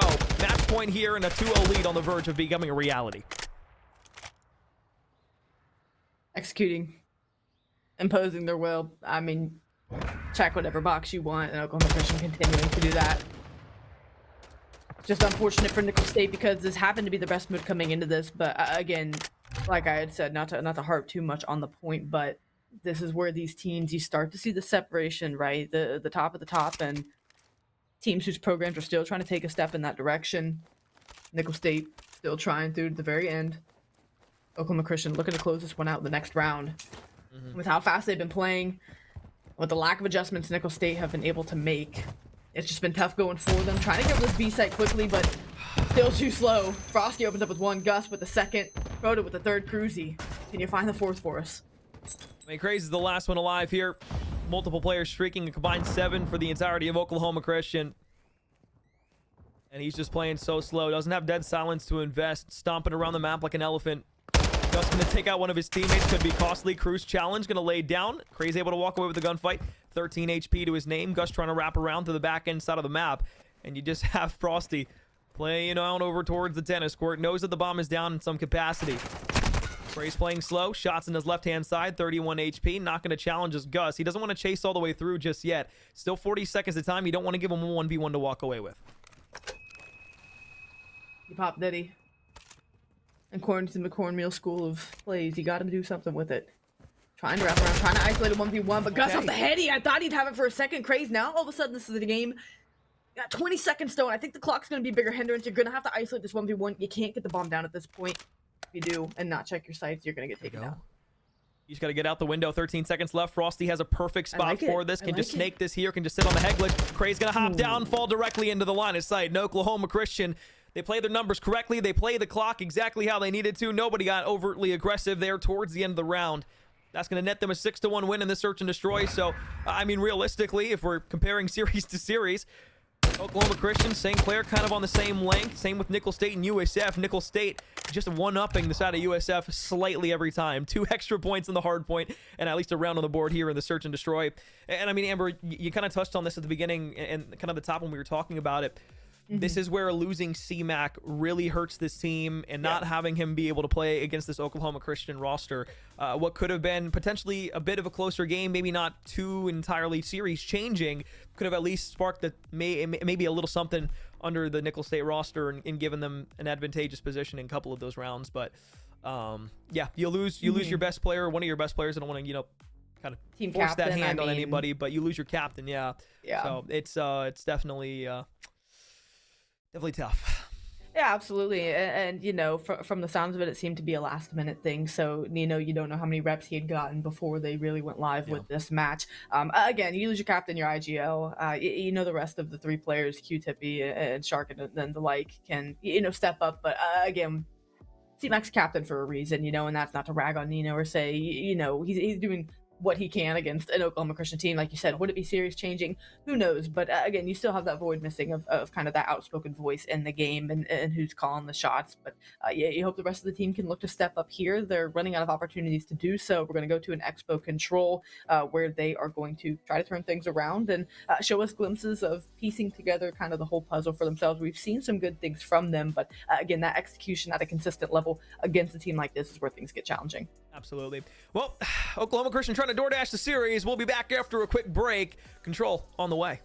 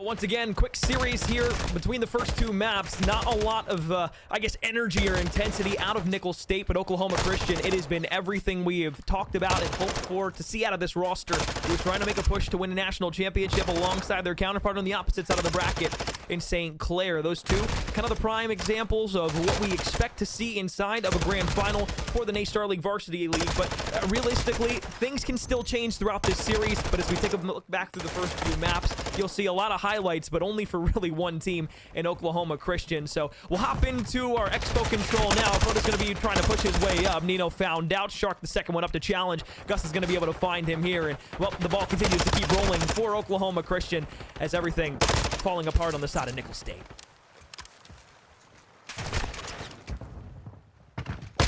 State, as you said, trying to do what they can here. Already feels like damage control needing to be done at the start of this, and you got Frosty in your spawn on the offensive side of things. It definitely doesn't make things fun. Cruzy with the MP5 also going to get to work where he can, or excuse me, I guess Lockman 556 gonna try to start chopping players down. One player on B stopping the clock, working the progress bar, and for Nickel State, it is just not fun getting out of spawn here. Crazy's doing what he can, but again, everyone chasing ghosts as quickly as you can see them. They're gone all the same. Couple kills go their way, sure, but B progress still going up, and they answer with a couple of their own. So, a lot more of the same Oklahoma Christian taking care of business. Oh, look, I'll be honest. You know, you mentioned the Lockman. The Lockman was a gun that was getting a lot more love at the end of the year. If we had a few more months in the MW2 season, probably would have gotten a lot more use as kind of that, like, the mid-range flex AR. Kind of like what we saw in BO4 with the Maddox. It's kind of like the baseline example that I think most people use when it comes to flex AR between a sub and, of course, an AR. But regardless, making good work of it here is Cruz. Up to 3 kills, but realistically, a 8 life advantage now. So OCU roster. Also going to be able to get in from behind. 5 now make it 6. Tries to spot down the other one. Q-tip on the outside of the map. All 4 dead. 9 lives remaining. 2 sets of respawns. And not really been putting in the blender is Oklahoma Christian. Up 7 in a row. Now make it 8. Hey, Frosty, have yourself a field day out in the snow, partner. You're sexy. Racking up the kills. Racking up the progression. Oklahoma Christian really just giving them the thumbs. Trying to wait for this progress bar to go up faster, and hey, maybe if you let them know that 4 people on it, they could go. They're trying to farm these spawn kills, though. It's Frosty 13 and 2, out to a 10 spree. Guy's about to double up on streaks. I mean, again, that's a winter wonderland for him here. Well, it was an offensive side there for Oklahoma Christian. An attempt on defense for sure for Nickel State. Yeah, realistically, I mean, from start to finish. Aggressive, foot on the gas from Oklahoma. As OCU now looks to go ahead and put a cap on this series. 2 more rounds stands between them and the next round of the playoffs. Nickel State, what do you have left in the tank? Do you have at least a round win here? Can you get something on the board? Can you use an offensive possession to favor yourselves? Frosty will line one up and should have been the second as well, but he's up to 11, call it double digits. Crazy. Only one in around the A site. Not even able to walk away with the kill, but again, a couple kills, at least make an opening towards the B site, but I mean, you know, left all alone. Gonna have to do a dance. Try to find a kill here, but we'll see if he ends up finding it. He and Frosty going down. Able to find the headshot from that multiplier. Absolutely working wonders for him as the first tick of progress comes in over at B. Now for Oklahoma Christian, maybe splitting some resources, maybe trying to figure out where they want to go. Proto taking care of A, keeping things safe, and now they get the full wipe. Over towards the B site now. They're going to start spawn trapping, and Crew's going to be in a nasty position here to try to kill him off spawn. 10 life advantage, now down to 9. Sharks able to find Cruz with 1. Frosty can challenge out around the right side corner. Q-tip's going to toss something across. He has some information and audio cue that he's there. Hipfire not going to be able to trade in time, but Gus is there to make it a 2-for-1 effort on the Oklahoma Christian side. So now as Cruz starts to make his way forward. In behind 1. Shot's going to be there, gives away his positioning, but he's still tucked all the way in his spawn, and Cruz will finally make work of him, get the kill up to 10 and 5. But they're back on the B side here on the offensive side. 2 ticks of progress now going to be completed. Should be the entirety of the B site, but this is where Oklahoma Christian did great work in the last round. After one site goes down, they can focus everybody towards one point and basically call it a killing farm. It's like a slaughterhouse. It's like you're playing Minecraft. Yeah, it's just the XP farm at this point. Oh, God. I mean, honestly. Mine are usually a little better. I mean, I really get it efficient, but Oklahoma Christian doing some devilish work right now. No, they're absolutely my XP farm giving a run for its money here. And really, I mean, just for Nickel State, there's no other way to dice this. It's just this you don't want to be in. Whatever POV you're on, they're laying bullets into players off spawn. Not a good time for them. Now, though they got B, they may be wondering at what cost, as they have 60 more seconds of absolute slaughter fest to get through. Or Oklahoma Christian go up 2 rounds of this. All the way in their spawn. I mean, if you keep feeding crazed kills, I mean, surely he's going to keep walking away with them. But they are on the A site right now, though, so even though they only have 9 lives remaining to the 18, defense has doubled up, but the first tick of progress is there. Gus is able to retaliate with 1 kill. Cruz on the opposite side of the map will find a kill for himself as well. Halfway through that second tick, someone will have to get out of the point. Nina will find Gus, but the point being left vacant right now, and still the question becomes, Will we allow Nickel State to get back onto the point? Contestion here from Proto. Little snake chow there on the Q-tip is going to allow him to walk away with one on the tack. Second tick of progress. And now it's on the side of Oklahoma Christian to try and scatter back over towards the point. There's nobody there. Two players stacking it. Are you going to be able to touch in time to try and stop this? The contestion comes through. Cruz to the backside of the map. Craze is able to find one. Laying down inside of the hill right now is Frosty. He's trying to get up behind a few of them. Snake, Hegwitch now going to be on up for the challenge. Over towards the left side. Sticking in towards the point. No contestion there. Nickel State with a low life count going to be able to walk away with their first round win. Well, gonna mess around. Gonna end up finding out kind of how the search and destroy round went, right? I mean, Oklahoma Christian, being candid, trolling around trying to farm some kills and don't quite take care of the objective. Nickel State, at least the team that's gonna make you pay for it, no matter what that looks like for him here. Get a round win on the board, and hey, as far as Nickel State versus UCF or USF, it's Nickel State up across every mode respectively, so tip the cap for that. Team Nate to open up the round. You're able to find one to remedy that. If I start sneezing here in a few seconds, sorry, someone's cooking with spice downstairs. Frosty looks over to Q-tip on the right side of the map. Cruz is able to clean him up. 28-27, 3 lives lost here for Nickel State. Almost a fourth one there, but great kill from Craze is going to allow him to get back down the staircase. First stick of progress on A, though, on the opposite side of the coin. And now Cruz is up and behind the defensive end. Should be able to kind of put this one away here in just a moment. That A site, unless Shark starts to move in, not really in a great spot to get a contest. Gonna have to make a move here at some point, but they know where he's coming from. At least able to take the kill, so A, not quite captured yet. That lets Craze get in position to try to work and kill these players off spawn, but again, there's always one player that slipped the net. That's going to be Gus here working towards the third tick of progress, and I think if you're Nickel State, you just keep focused on B. You know that's exactly where they're going to come after this, and you need to make sure you keep that secure. They're at least able to kill on A, so they're going to try to drain that progress bar, but again, Cruz finds a kill. Now you're out of position for the B site. Cruz is able to find another, working his way towards a missile. Now Nickel State trying to work their way back towards the site, but they've kind of given themselves a precarious position here to try to work back. Now they just have A, one tick of progress needed. I mean, it's a precarious spot, but I mean, at least they're trying to keep them off of B, trying to drain lives as much as they can off of Oklahoma Christian, but only one tick of progress on A. If they don't decide to challenge back over towards the B stage, it's definitely going to be something that's going to be hard to work with. Nino, challenge, Cruz, snaking, hashtag you can do it too, word to Zellium. A site now almost halfway through the last tick of progress. Shark the first one up the challenge. Tucked away in the corner is going to be Frosty. He's able to make it a snap once again. Was on 8 in a row. Up to 22 kills here inside of this control. Nina will finally drop that streak to an end. 4 lives separate the two teams. The A site, once again, the last thing that stands in between an Oklahoma Christian round win and a Nickel State opportunity to take their first lead in the map. Everyone aggressive, trying to find these kills off spawn. We'll see what Frosty and Cruzy do here. They're trying to work towards this A site. Really not in quite the hurry. Trying to farm a couple of kills, find a couple of picks first, perhaps. You've still got Nino lying in wait down below towards the site. So Cruzy gonna find an opening. You're gonna get the reach out back in. Now they're gonna work towards to get this last tick of progress. Nickel State has to work quickly. Nino found out in the way of stuns and nades. Attacking lethal information, big as it can be. 5 lives of separation. Minute and 20 left in the game. Proto dropped down from Shark, not going to be enough to get him off the board. Now as Cruz is starting to work his way up through the snowfield. Going to look back towards the middle of the map. You still know that one's going to be on that A site. Getting the information as it comes. Cruz with another kill there. Has a streak to work with, utility to invest, and with 4 lives remaining now, it's the last opportunity for a defensive hold in from Nickel State. Frosty another kill. Q-tip from behind, but cut down immediately, and now it's a 1 versus 10. Nino going to contest here for just a moment, gets himself killed in the process. Oklahoma Christian now up 2-1 at match and series point. 1 round needed for them to get this done. Again, lives have been at quite the discrepancy the entire time. Obviously, Frosty having himself a map here within this control. As you said, 1 round needed for them to close out this series. Nickel State, last chance to come back in this map. Perhaps stay alive in this series, but again, not looking really plausible the way Oklahoma Christian are playing right now. Cruz to 29 kills, Frosty 26. Cruz 1 away from the missile, and now we're going to see what kind of first step he can find, set himself up for an easy kill here.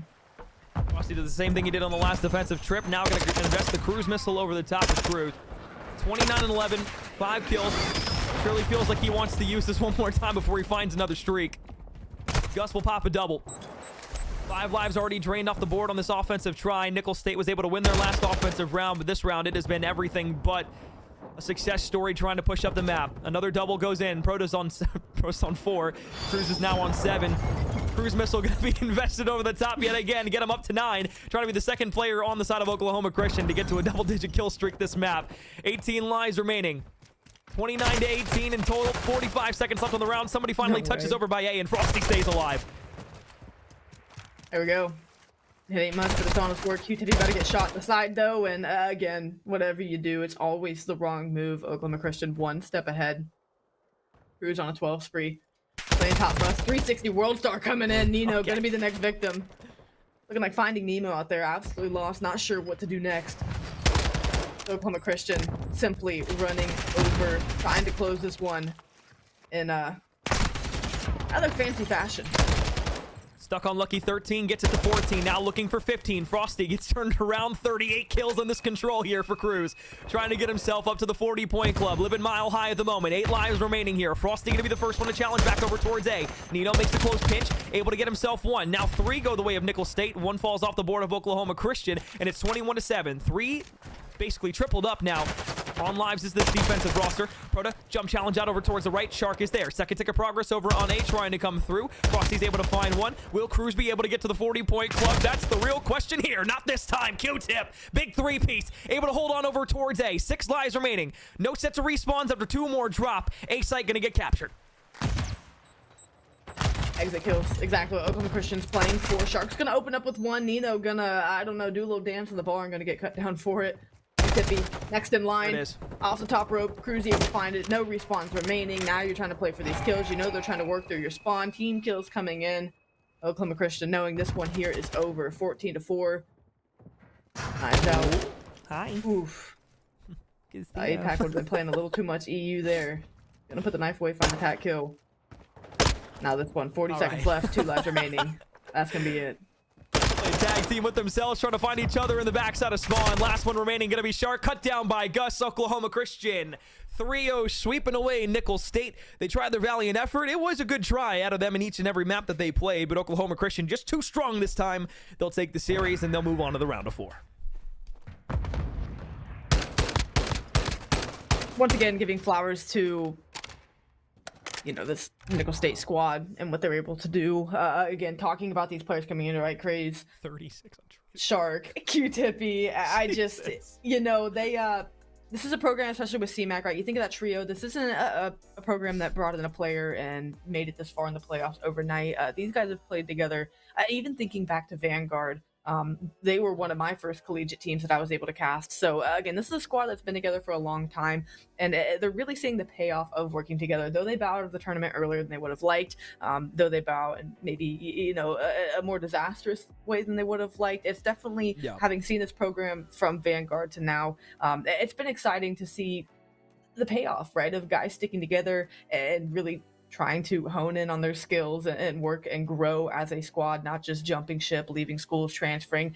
These guys believe in each other and they believe in their abilities. So to see them continue to place better and better semester after semester, year after year, it's definitely something that other colleges should be looking at too, and seeing and knowing that, hey, there is, you know, value in sticking together and trying to work as a squad to improve. And these guys are grinders. I have no doubt they'll be back next year. MW3, you know, they're going to be working at it. Also, you hope to see them back in this position as well, because again, this program's growing more and more in the right direction as each semester passes.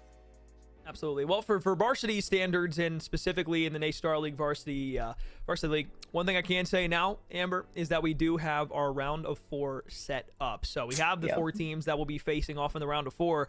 But realistically, what I'm kind of happy about is that not only St. Clair and Oklahoma Christian are there, but they gave us 2 opportunities. Number 1, a great grand final between 2 great schools. And I'm not saying anybody else that makes it to the round of 4 isn't fantastic, but the storyline that I want to take into that grand final is the fact that just a couple months ago, all the way back in April in Indy, it was the side of Oklahoma Christian playing against Northwood. Now, how did they get there against Northwood? They had to beat the St. Clair roster inside of the semifinals in order to get to that spot on land. So not only is there going to be history on the line between these two schools, but they get a chance to run it back one more time. If Oklahoma Christian's able to take it away, well, of course, they'll go up 2-0 in that series, and all the beef will be squashed and settled there. If St. Clair is able to run it back, they're tied up 1-1, and they can feel good about themselves going into the MW3 year. That's the big thing that everybody wants to see. We want to see the rematch. We want to see what St. Clair is able to bring forward, knowing that that's the team that knocked them out last time. If they play in a grand finals, not only are you playing for your share of $4,000, you're playing for revenge.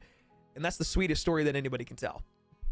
Is one that, again, most every collegiate fan right now wants to be able to see. But like you said, that's not even to knock the potential other teams, right, that are still competing. And I do want to have a look at the bracket here, make sure we didn't miss anything or any kind of crazy upset. But it should have been St. Edward's. Right now they're up 2-0 against Purdue Northwestern. So leaning towards being able to punch their ticket into the grand final or into the round of 4 as well. But Cumberland, as we said, had previously already beat Akron to get their way there. So again, these teams that are, as long as St. Edward's wins, going into the round of 4, all have perfect seasons, are all teams that are, again, the best that the Varsity Premier has to offer. So do St. Edward's and Cumberland stand a real chance? Sure, they absolutely do. I think St. Edward's has a real opportunity to kind of pull that last upset we could see in the bracket whenever they play St. Clair. So St. Clair, as much as they're focused and still really locked in here and kind of eyes set on Oklahoma Christian in a way, you've got to get to a St. Edward's team that I would not be shocked if they cause them troubles and don't necessarily, if they can't pull off the series, definitely make St. Clair have to work for it. That's a team I want to keep an eye on if they're able to punch their ticket into the next round. So again, we have our storylines, we have our history that we want to follow. Oklahoma Christian, they get a good win, they get a big win here against Nicholls State. Both teams kind of breezing into this next round, and for them, it's going to be about maintaining that focus, right? Knowing that the competition from this round of 8 into the round of 4 is absolutely going to get tougher, and they need to bring their A game. Confidence at an all-time high. I really don't have many worries about them, but you still got to come out and play right. Yeah, absolutely you do.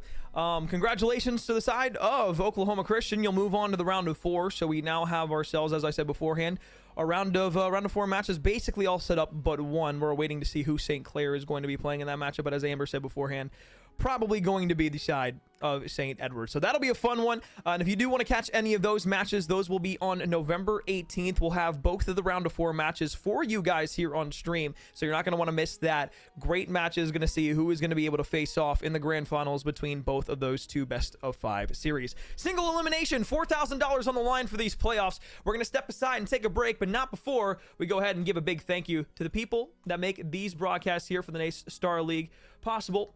And of course, that is, as we mentioned beforehand, CDW, Alienware, Pizza Hut, Extra Life, Monster Energy, Dunkin', Mavix, as you can see the chair behind me. Comfy as hell, let me tell you that real quick. Let me tell you something. Odyssey, Mushroom Elixir, U.S. Army ROTC, as well as LA Comic Con. A couple of those you can find out later on. We'll have some more information on how you can get connected with a few of those in just a few moments' time. But we're going to step aside, take a break. When we come back from the break, we're going to have our last matchup here on the broadcast. Mars Hill University going up against the side of California State University, Fullerton. And that is going to be a match in the round of 15 inside of the Open Premier. You don't want to miss it. Back in a bit.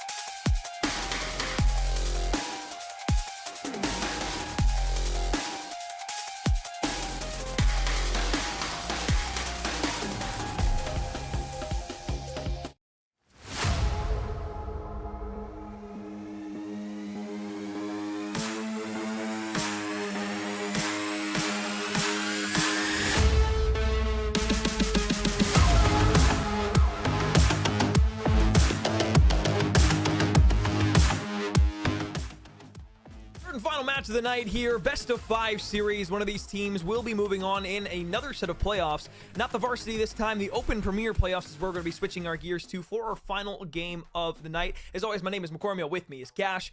Had a great night so far. It's been pretty, I guess, standard as it goes. A couple 3-0 series, a couple teams that are going to be able to leave MW2 in the past, go play MW3. And, well, now a couple of teams that are still going to be making their runs a little bit deeper in these MW2 NACE Star League playoffs. So, regardless of kind of where we've been, I guess we'll take a look at our schedule real quick and kind of talk over the few matches that we had tonight. First and foremost, we had St. Clair at USF. USF, unfortunately, has bowed out of the single elimination playoff bracket after a 0-3 loss to St. Clair. Oklahoma Christian, another championship favorite for Varsity Premier, was able to conquer Nicholls State in a 3-0 victory in our second best of 5 series of the night. So now we find ourselves with Mars Hill up against CSUF. And really, Amber, this is probably going to be, if any matches are going to be kind of a little bit deeper, this will probably be the best one of the night. Yeah, it definitely has that opportunity. I mean, we know, given the rosters, right, Mars Hill containing some of the most successful LATAM players that we've been able to see in the Challenger scene coming up. We have Lucho, Mazo, Zuner, and Aaron. And on the other side, we have Tito, Chumleys, Burt, and Quintank. But kind of focusing on that Mars Hills roster, though this series has the opportunity to kind of maybe go to a 4 or 5, something different than we've seen tonight. I'm really looking at Aaron to kind of stand out, lead the way for the squad, have a big night, and maybe give them the opportunity to close it out quickly. Yeah. Real quick, before we get any further, I do want to give a big thank you to Army ROTC. Go and be beyond your field of study and get a world-class education in leadership with Army ROTC today. Decide to lead today with Army ROTC. If you want to learn more, go ahead and scan that QR code on your screen. Be a leader for life. Inspire others today. That being said, Amber, though, I will say this. With the matchup between these two teams, Mars Hill comes in as the favorite, as you already mentioned. Great LATAM Challengers players. But the one thing I do want to say is on the other end, they are playing a pretty formidable team. Have dropped a few games over the course of the season, so not untouchable. But I will say this will probably be a good test of strength for Mars Hill going into the later portions of the playoffs, where they're going to have to play some pretty difficult teams such as Fisher or Northwood deeper in the run. Yeah, it's definitely a good little checkpoint for them, right, to make sure that they are feeling good. I believe they are on the Fisher Esports side of the bracket. Regardless, you're thinking Northwood or Fisher, and, you know, only one of them you're going to be able to find. It would be, I guess, Northwood technically in the finals. So for them, really if they win here tonight and continue to move on, 2 championship caliber matches if they want to get to the grand finals, and that's even excluding the grand final itself. So you know, Mars Hill, they know the road that's cut out in front of them. They know the teams they have to face, the gauntlet they have to run through. And honestly, it does start here with Cal State Fullerton, because like you were saying, it's going to be a good little check for them to gauge, okay, how confident can we go out and get this win? Is it a clean one? Is it one that we're going to have to actually make sure we messed something up pretty big time here? We need to make sure that, you know, this is squeaky clean going forward. And for Cal State Fullerton, right, they come in as the underdog. They absolutely have an opportunity here to kind of make waves and ruffle a team that maybe is feeling like they can close this one out quickly. Either way, kicking things off here on Mercado P1. Going to be scrappy. I'm already looking at the bottom side of the map. Player 1, player 7, vying over Cantina control. If you're unsure of where Mars Hill University is located, that's going to be South Florida. So this is going to be the War of Hosts, or as better known as the Host War throughout this best of 5 series. If you're on Host, you're going to be shooting great, because you're probably going to be pinging 120 plus if you're on the opposite end. About as far on the spectrum as you can be across the United States continentally from one of these two teams to the other. However, it is going to be Mars Hill that opens up quickly first. 11 points on the board. We'll rotate over towards the top of Cantina for the next hard point. We'll see who's able to lock a couple bits of time down. Lucho going to be the first one set up in here. You can see all these red arrows. Burt trying to make a bit of a wake underneath the building. Going to be inside of that hard point for some time, but Zuner's going to be here, and that should be everybody cut down, despite a couple of Cal State players now making their way forward. Quinn, next player up, trying to work through tunnel.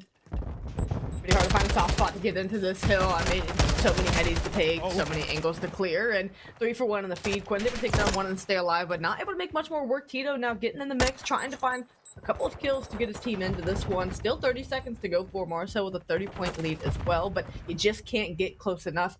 Chumley's on the flank, or excuse me, watching the flank. What kind of timing does he get here? Because this is all about that P3 rotation. Able to win it, they're all going to back up. They're all going to look to lock down Warehouse. And now it's up to Mars Hill to make this hike across the map. you enjoyed the gameplay here so far on the Mercado Las Almas, well, then you're certainly going to love this sneak preview play out that we have for the rest of this best of 5 series, because guess what?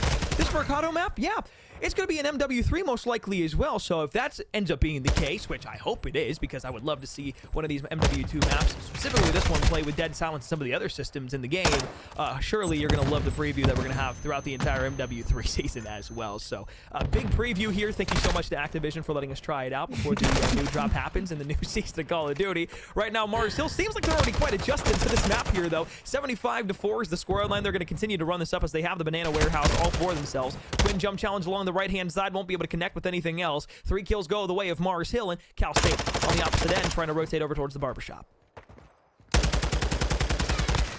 Yeah, for a preview type map, they're definitely playing like we've done it a time or two before. So props to Mars State or Mars Hill for doing their homework, get themselves prepped and ready to play this one. Fortunately for Cal State Fullerton, they are really just trying to make anything happen, not quite getting any kind of openings either. Anything they can hold on to gets taken right back from them, and that goes between kills, kill time, everything in between here. Got Mazo out to 10 and 3, Zuner out to 11 and 3, and again, everyone's soaking hill time around that. Cal State Fullerton unable to find a lane here. Zuner on 5 in a row. Looking back over towards Cantina. Starts to push up slowly. Doesn't realize that one's over towards the top of Cantina. Gets him down to 34 HP. But Bert's able to walk away with the kill. So 2 players now from Mars Hill cut down in lane. Cover shot now contested here for just a minute. Mazo's going to hop out. Wisely contest back around. Wait for the rest of the reinforcements and his teammates to get back around the hill. 25 seconds of time to be able to garner for yourselves here. Bert pre-fires the second inside of Barber. Mars Hill have broken back in. Semtech's going to be there. Forces the challenge out. Mazo hops across. 26 HP. Left to his name an 8 streak, as well as a cruise missile to tack on with his name. Once again, winning of the rotation. Fullerton gonna be here first, but this is an open P5 hill, and the way Mars Hill's shooting, it should be one that they're able to get into. For now, you're trying to watch all of your lines of sight. You're trying to push out these kills where you can and give yourself as much of a cushion around the hill as possible. Chumley's looking to do that here while you've got a player soaking time, but again, player 2 and Quinn gets a little overextended into dark, ends up getting taken down, and now a 2-2 split coming into the hill. They're trying to make the break. Luger looking to push his way forward. Tito the first one to fall there. Hard point. Vacant for the time. Red arrows starting to make their way in, but you see all those blue arrows looking to try and collapse around it. They didn't realize somebody was topping in, and now another one down on the bottom of the warehouse as well. Around the left side corner, Quinn's able to walk away with a kill. Zuner coming out of tunnel in dark. Jump down challenge from Burt, not going to be able to be there. Trade immediately after the fact. 36 HP from Zuner is able to stay alive. Up to 15, leads the lobby in terms of the overall slaying aspect. Tito inside of the hill will still try to keep himself alive here. So far, this has been the closest hardpoint that we've seen all day long. And Cal State looking to make a comeback here. Their guns are starting to get hot. Sukri, though, wants the challenge for the last 15 seconds of time. It definitely was a good hill for them. Now they need to try to string together that in succession, right? They need a full 60 at some point here. The game's kind of blown itself up that 30 for 30 doesn't quite cut it at this halfway point of the game. So you get wiped off P6 pretty swiftly. You got to make the move across the map. This is going to be a pretty telling, pretty decisive rotation that they're going to try to make here. It'll tell if they're really going to be able to contend for the rest of this. Challenge out over towards the right. Chumley's traded immediately. 2 kills go the way of Mars Hill. They'll continue to have control of top Cantina. Quinn laying down. Shots there. Peppers one up. Forced to back off the Zuner, who's once again trying to work up some streaks. From behind, though, Chumley's chops back in. Mazo, Lucho, Mazo again. Everybody trying to find themselves kills inside of the feed right now. Kills for everyone on the side of Mars Hill. Nobody able to contest over towards top Cantina. Hill held down. Rotation towards the top left portion of the map here in just a moment. But realistically, everybody right now still trying to get over towards Cantina. They don't want to allow Lars Hill to be able to find themselves past the 200-point mark. Looks like they're going to be able to eclipse it here. P7, prepping and ready to pop. It'll be Zuner here first, playing around garage, playing around garbage truck, trying to find some kills. Mazo now on rotation with them. No one really on time, and just like that, they're gonna have to give it up, and it's gonna be Mars Hill behind enemy lines. Quinn trying to find a kill here, but again, this is such a hard one to break because there are so many open spots to find, so many places that you cannot find cover, and right now no one in it just yet, but Mars Hill pretty satisfied with their position, being up almost 200 points here at the end of the game. Shots on the Chum, just barely going to be able to walk away with a kill. Nade over the top is going to blow up the cars. But Tito Semtech's able to find useful information, and it helps the side of Cal State break on in towards the point. Tito playing the RV head glitch. Going to run over the top. Sukri, jump challenge, in towards the hill. Drop shot, going to lay down, stand back up. Pops the double to help his team get in. Zuner's there for the double to clean up everybody else, and now it's Mars Hill, who's broken into P7 here. Looking to find a bit more time. Gonna shoot at his teammate. Lucha will fall. Might have said something in the team chat. VC might have gone wrong. We'll see later. I don't know what happened. Mazo making quick work as well. Trying to find a couple too, and DeMartel having a bit of fun at this moment. Cal State Fullerton really not going to be able to do much here the rest of the streak. Starting to rain in. 26 points needed to close out map number 1. For Cal State, really trying to make sure you keep those guns warm and get ready for map number 2. As they're just trying to contest this as much as they can, maybe buy as much time as possible as well in a respawn. Here we go. Breaking into 1. They're trying for it, but Sukri shutting everything down. Mazo with the cleanup, just 1 more left. And yeah, not going to try to push that yet. Yeah, Aaron's kind of different on the map, I won't lie. Chum in the back, out for dark. Lucha will challenge the car. Aggressive challenge there up against the tax. 67 HP in a dream, but it's 250. The part is crossed. Mars Hill will take map number 1 decisively like every other match has been so far. 50-point club in a map 1. Who would have thought? Yeah. Yeah, who'd have thought? Big game. Exciting. Out of the squad, man. I mean, this is just riveting. Jaw-dropping, chilling. Negative Lucho? Really? Come on. Like, come on. I know you got a minute 40 in the hill. Let's go, bud. Come on. Turn it up. Yeah. Thanks. Could be me. 7. You played that game for a year, and you're probably going to play it for another year, man. Let's figure it out. Come on. Let's figure it out. Yeah, that map's not going anywhere, buddy. All right, well. Amber, a lot to decipher there from that map 1. Can you give us any analytical insight? Yeah, we can really dive into it. Pretty much what happened was Mars Hill ran amok, and Cal State Fullerton couldn't really do much to stop it. But being candid about it, it's a Mars Hill we came to expect. That's my A1 breakdown, analytical mind here, really dicing things up. It's just, again, these matches, maybe if you're watching, you're like, what in the world is going on? Why is it so lopsided? You know, for this open premier division, of course, not even talking the matches we had seen earlier, this is still the round of 15. So again, Cal State Fullerton, a team that, you know, earned their spot, still at 5-2, right? Just a couple of losses, found their way into the playoffs. And again, you know, as most playoff bracket formats go, it's going to be higher seeds, it's going to be lower seeds. And obviously, Cal State Fullerton come into this as the underdog. And Mars Hill is one of the favorites to go to LAN. So it's definitely, or excuse me, to win their grand finals. So it's, you know, one of those mismatches, plain and simple. You want to doctor it up. You want to try to, you know, spin the story to where maybe a team has a chance. And sure, it's still not over. As long as it's caught to be played, Cal State Fullerton is alive in the series. And that's something you always have to have in the back of your mind, even if it's just a small piece. But again, this is Mars Hill. This is what they do. We said, Alex and I, even outside of a collegiate Call of Duty, we've had the privilege of following the LATAM scene for an entire season and really having a big part in bringing commentary to that. So these guys, we know what they bring to the table. We know how good they are. And again, as we said for St. Clair, as we said for Oklahoma Christian, as we'll say now, this is what we expect from these teams. We really can't put any kind of sugarcoat on it from this point forward, because these teams are made to make deep runs in the tournaments. These guys, you know, team up together to try to get themselves and their school and their program in the best position possible to bring home a championship. And, you know, sometimes you run across competition that, you know, isn't up to the standard you're playing to, and that happens. And that's simply what's going on here. But we can really just talk about what Mars Hill does well and, you know, how good they look in that map. They look composed. They look comfortable as usual. Plain and simple. It's just a map where Mars Hill is trying to get their ticket punched the next round. Cal State Fullerton really trying to reach in the pocket and get an upset going. Yeah. I will say this, completely unrelated to the match. I'm just getting really ADHD seeing everything flying around the screen.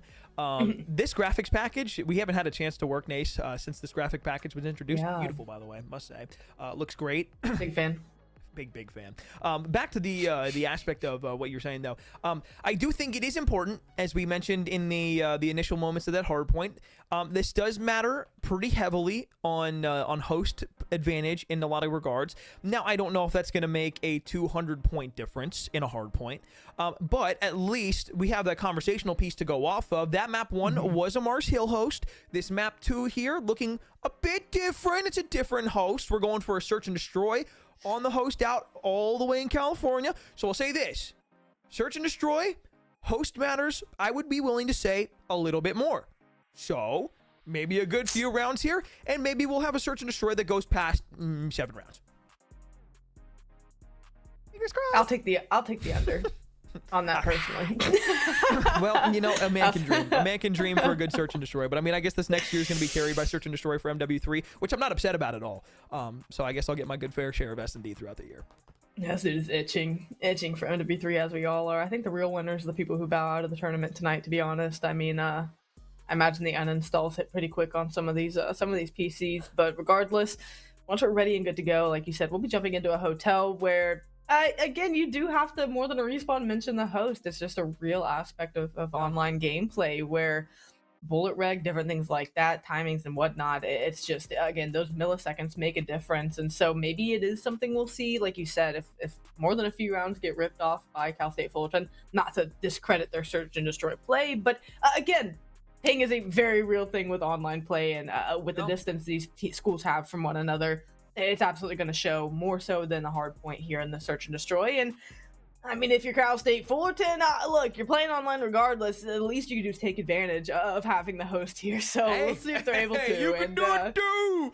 That's all I gotta say. Man. You know what I'm saying? You gotta do what you gotta do at the end of the day. And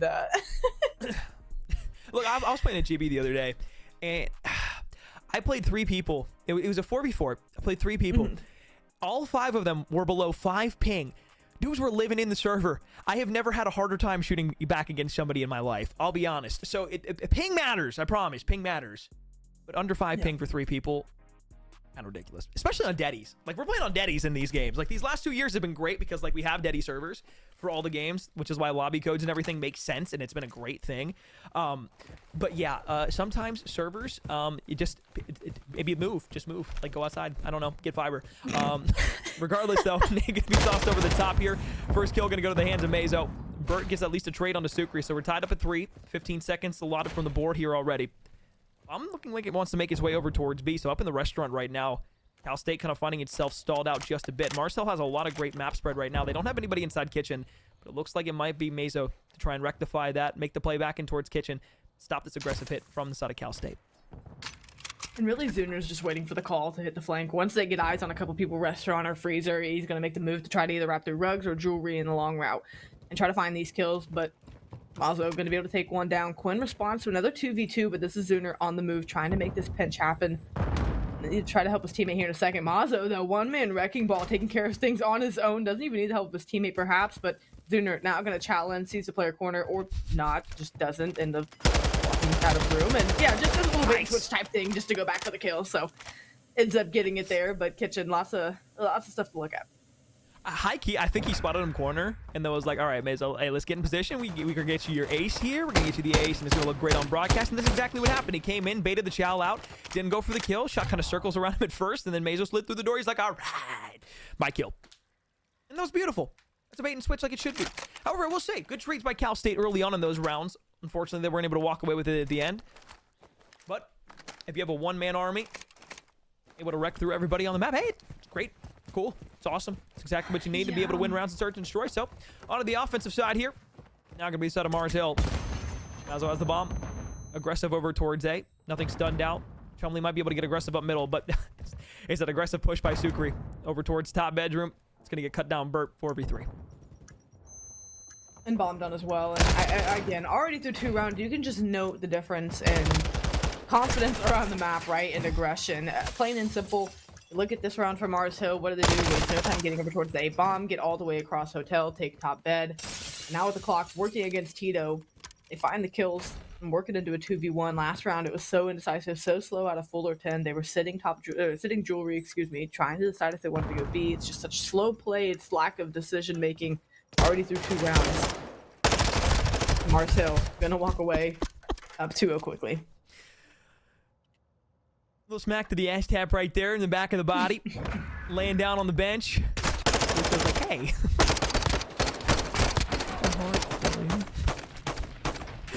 Challenge to cross over towards the back behind the desk.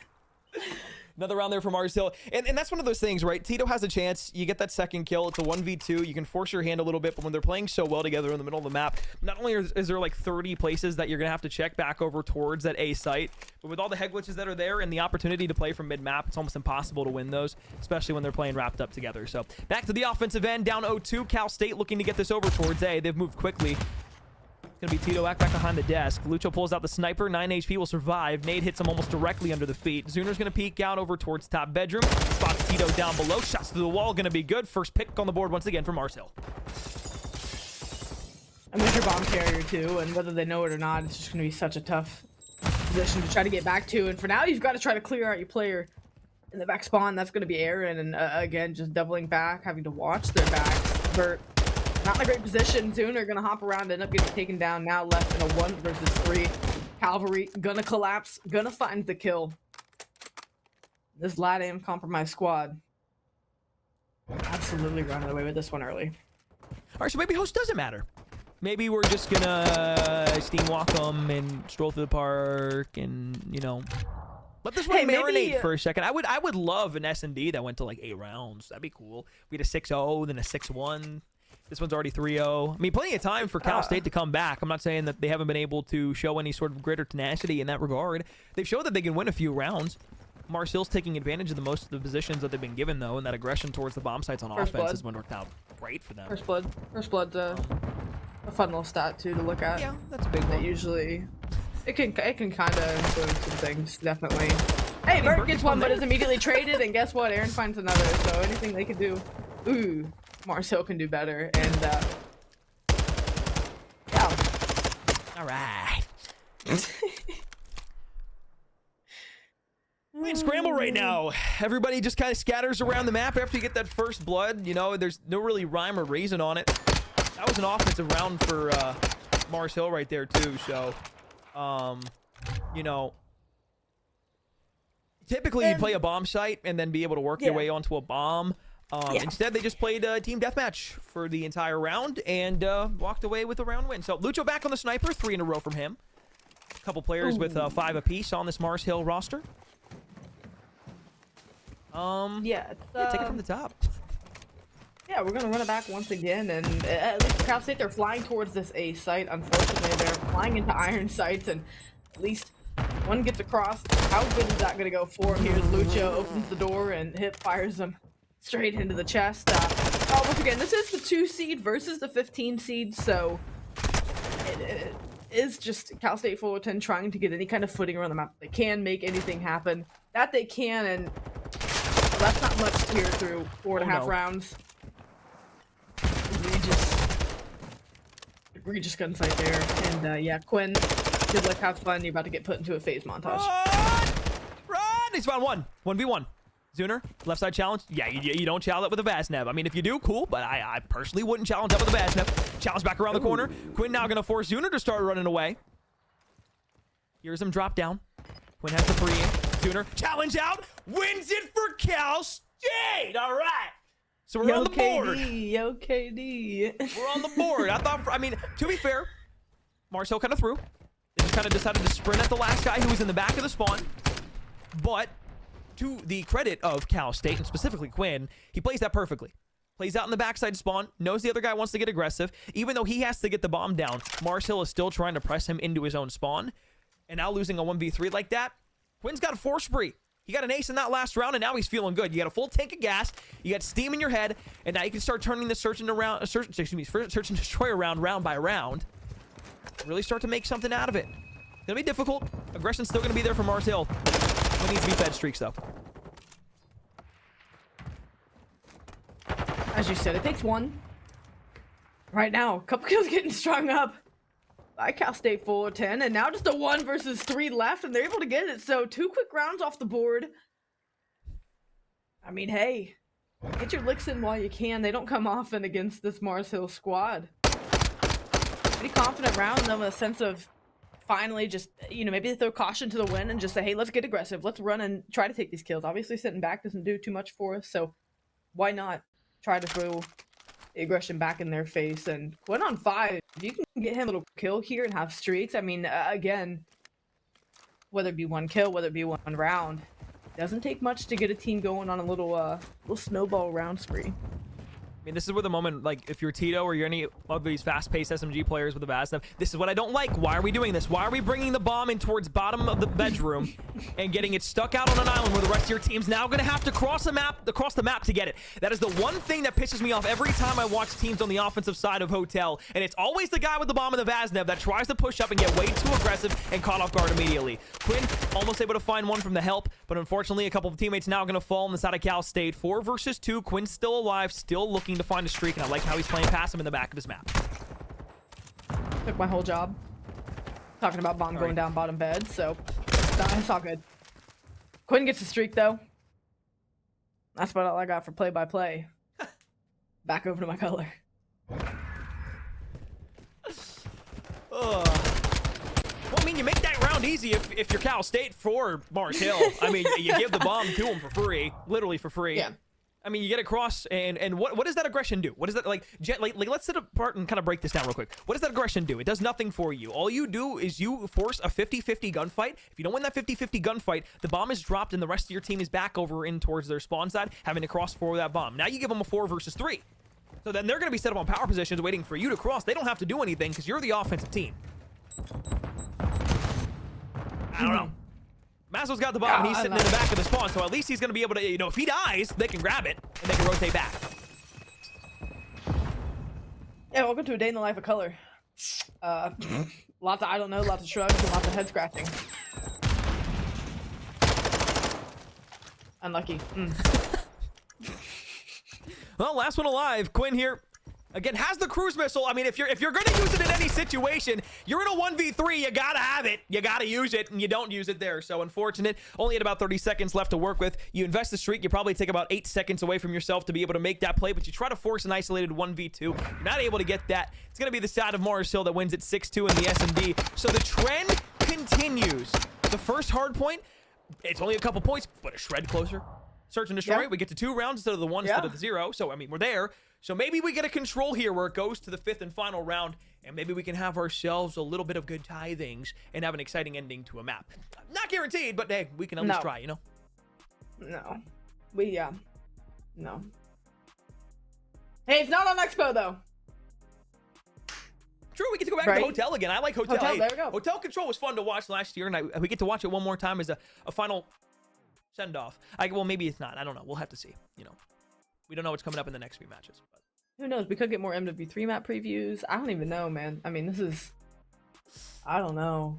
This could be good. We might get a Crown Raceway thrown in here. Okay, well, Why not? let's not get too crazy, okay? We could have played that this year, but we didn't. But now that we have a 2-0 lead for the side of Mars Hill, we're going to step aside, take a quick break. When we come back, a control is going to be on the cards, and CSUF will be trying to force a 4th map in this best of 5 series. Will it be a 3-0? Will we get a round 5? I don't know. We'll see after a break in a bit.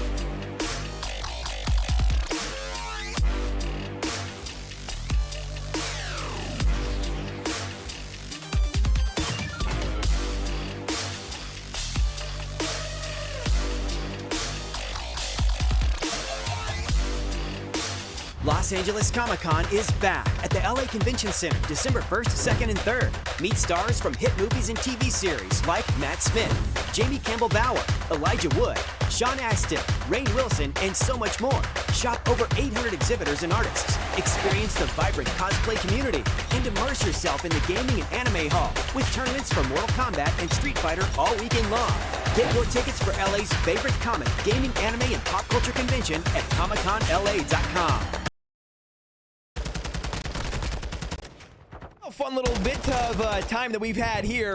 Every series at this point, coming back from a break, has been a 2-0 up for the team that's on tap, and of course that's Mars Hill this time through. See the replays here from map 1 once again. A lot of it going to be on the Mars Hill side of things. Search and destroy will be no different. There was couple of good rounds in there from Cal State, a couple of opportunities for some redirection on the Fullerton side, but unfortunately a 2-6 advantage to the side of Mars Hill was what put them down, and now face a 0-2 deficit. Amber, it's been fun so far, but you know, realistically, this will probably be another DoorDash into 3-0. Yeah, in and out, up and down. Mars Hill be going into the round of 8.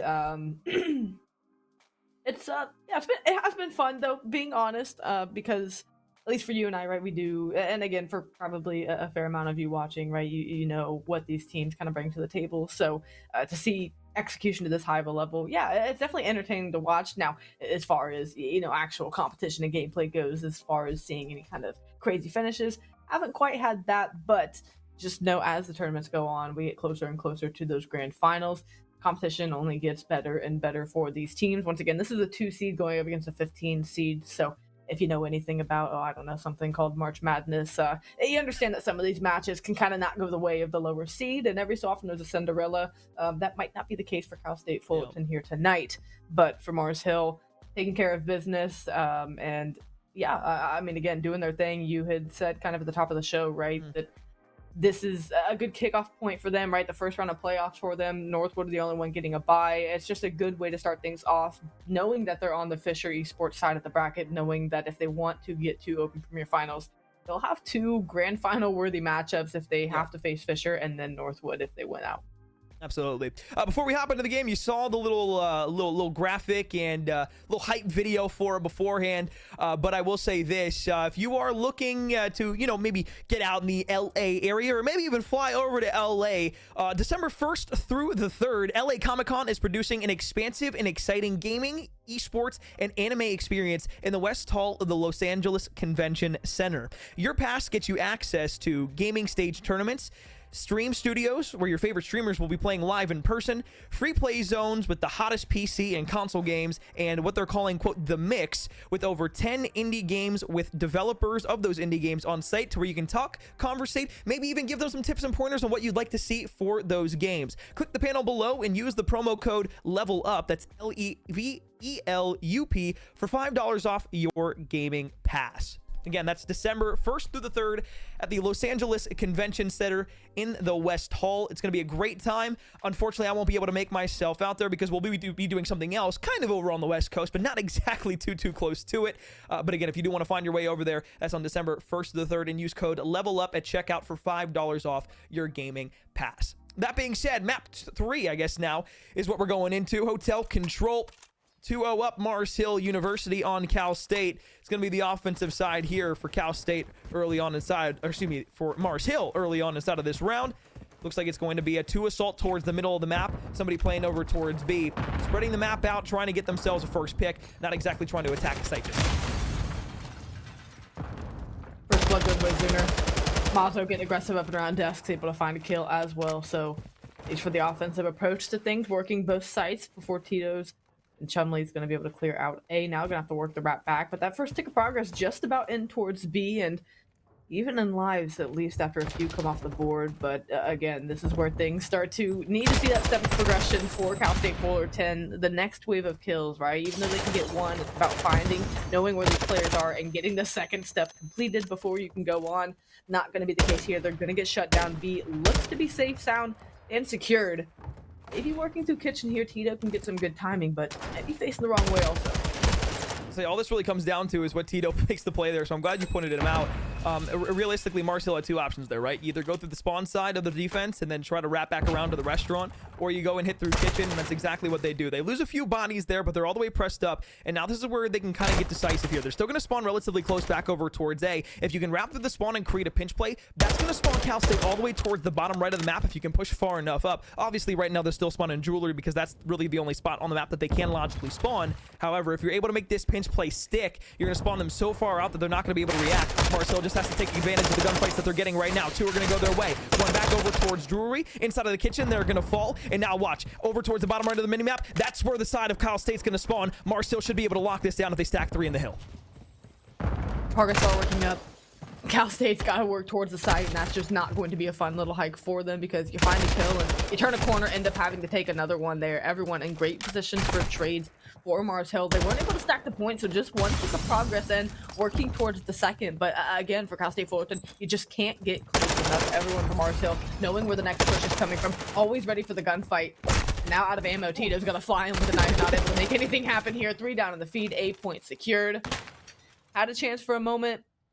Once you pointed out that spawn flip comes in, I mean, just getting from there to the A site eats up 5 to 8 seconds. So it's, let alone taking gunfights in between that, a tall task for them to try to come back from. It's just a stretch. It's so difficult when you're spawning so far away because, like, at the same time, while you're spawning all the way deep right on the map, the problem is the offensive team that has gotten all that map presence, and the reason that they're pushed up so far is to spawn you forcibly all the way out. They're going to spawn in kitchen, so they're going to have an immediate opportunity to get right back towards the hill, to where you're basically playing that map on offense like it's defense, where you always have the number advantage against people that are trying to force their way back in, and they have to step on that hill. They're restricted. They let you get to that zone, and now we get to the next round. Defensive end here now from Mars Hill. Up through the middle of the map, they're able to find 2 after the first blood went the way of Cal State. They try to push over towards B. Nothing really happening right now. Top bedroom is basically where they're going to have to hide and tuck their tail for now. Zuner going to be pushing out towards the left. Sukri making his way up the map, and Tito falls over at A. Lucho getting cut down also. So for now, Cal State has time stopped. Progress bar going up, but unfortunately there was just no teammate support, and you can see the boa constrictor line that is Mars Hill University starting to collapse on the A side. Doesn't even need to fully constrict before they're able to find the kill, clear the progress bar. Spawning jewelry, so trying to take up presence in the map top bed. Make sure they have their positions covered. We got Aaron falling there. That's going to be the call-in. At least a couple are working towards this B site. Spawns in close now. Now we have a mid-map waiting game here between Quinn and Lucho, trying to see who makes that first move. He's gonna draw the bait out, force Quinn to make a move that allows Zuner to start pushing his way up the map, but Lucho's the one that's able to finish it off. Lucho, another one over towards restaurant. Tito trying to find his way up in towards kitchen. 20 seconds left here in the round. Half a tick of progress on the A site. Sure, it's good for a little bit of progress, but you haven't been able to do anything else in terms of pushing up the map. 25 to 18, 7 live disparity. Quinn around the right side corner. Gunshots not going to be able to hit in time. Lucho's Vaznev makes quick work. Little snake here now. And somebody will stop the clock out with 6 seconds left. Challenging towards the point. Lucho and Sukri there. The only one to make a play here now is Tito, and he's got to sprint in towards the point, but it's not going to be enough time. Gets stuck on the wall, and the wine rack not going to allow him to touch tips on the A site. That's going to be a 2-0 lead here for the side of Mars Hill University. Cal State now needing to win 3 straight rounds of control in order to keep their season and this series alive.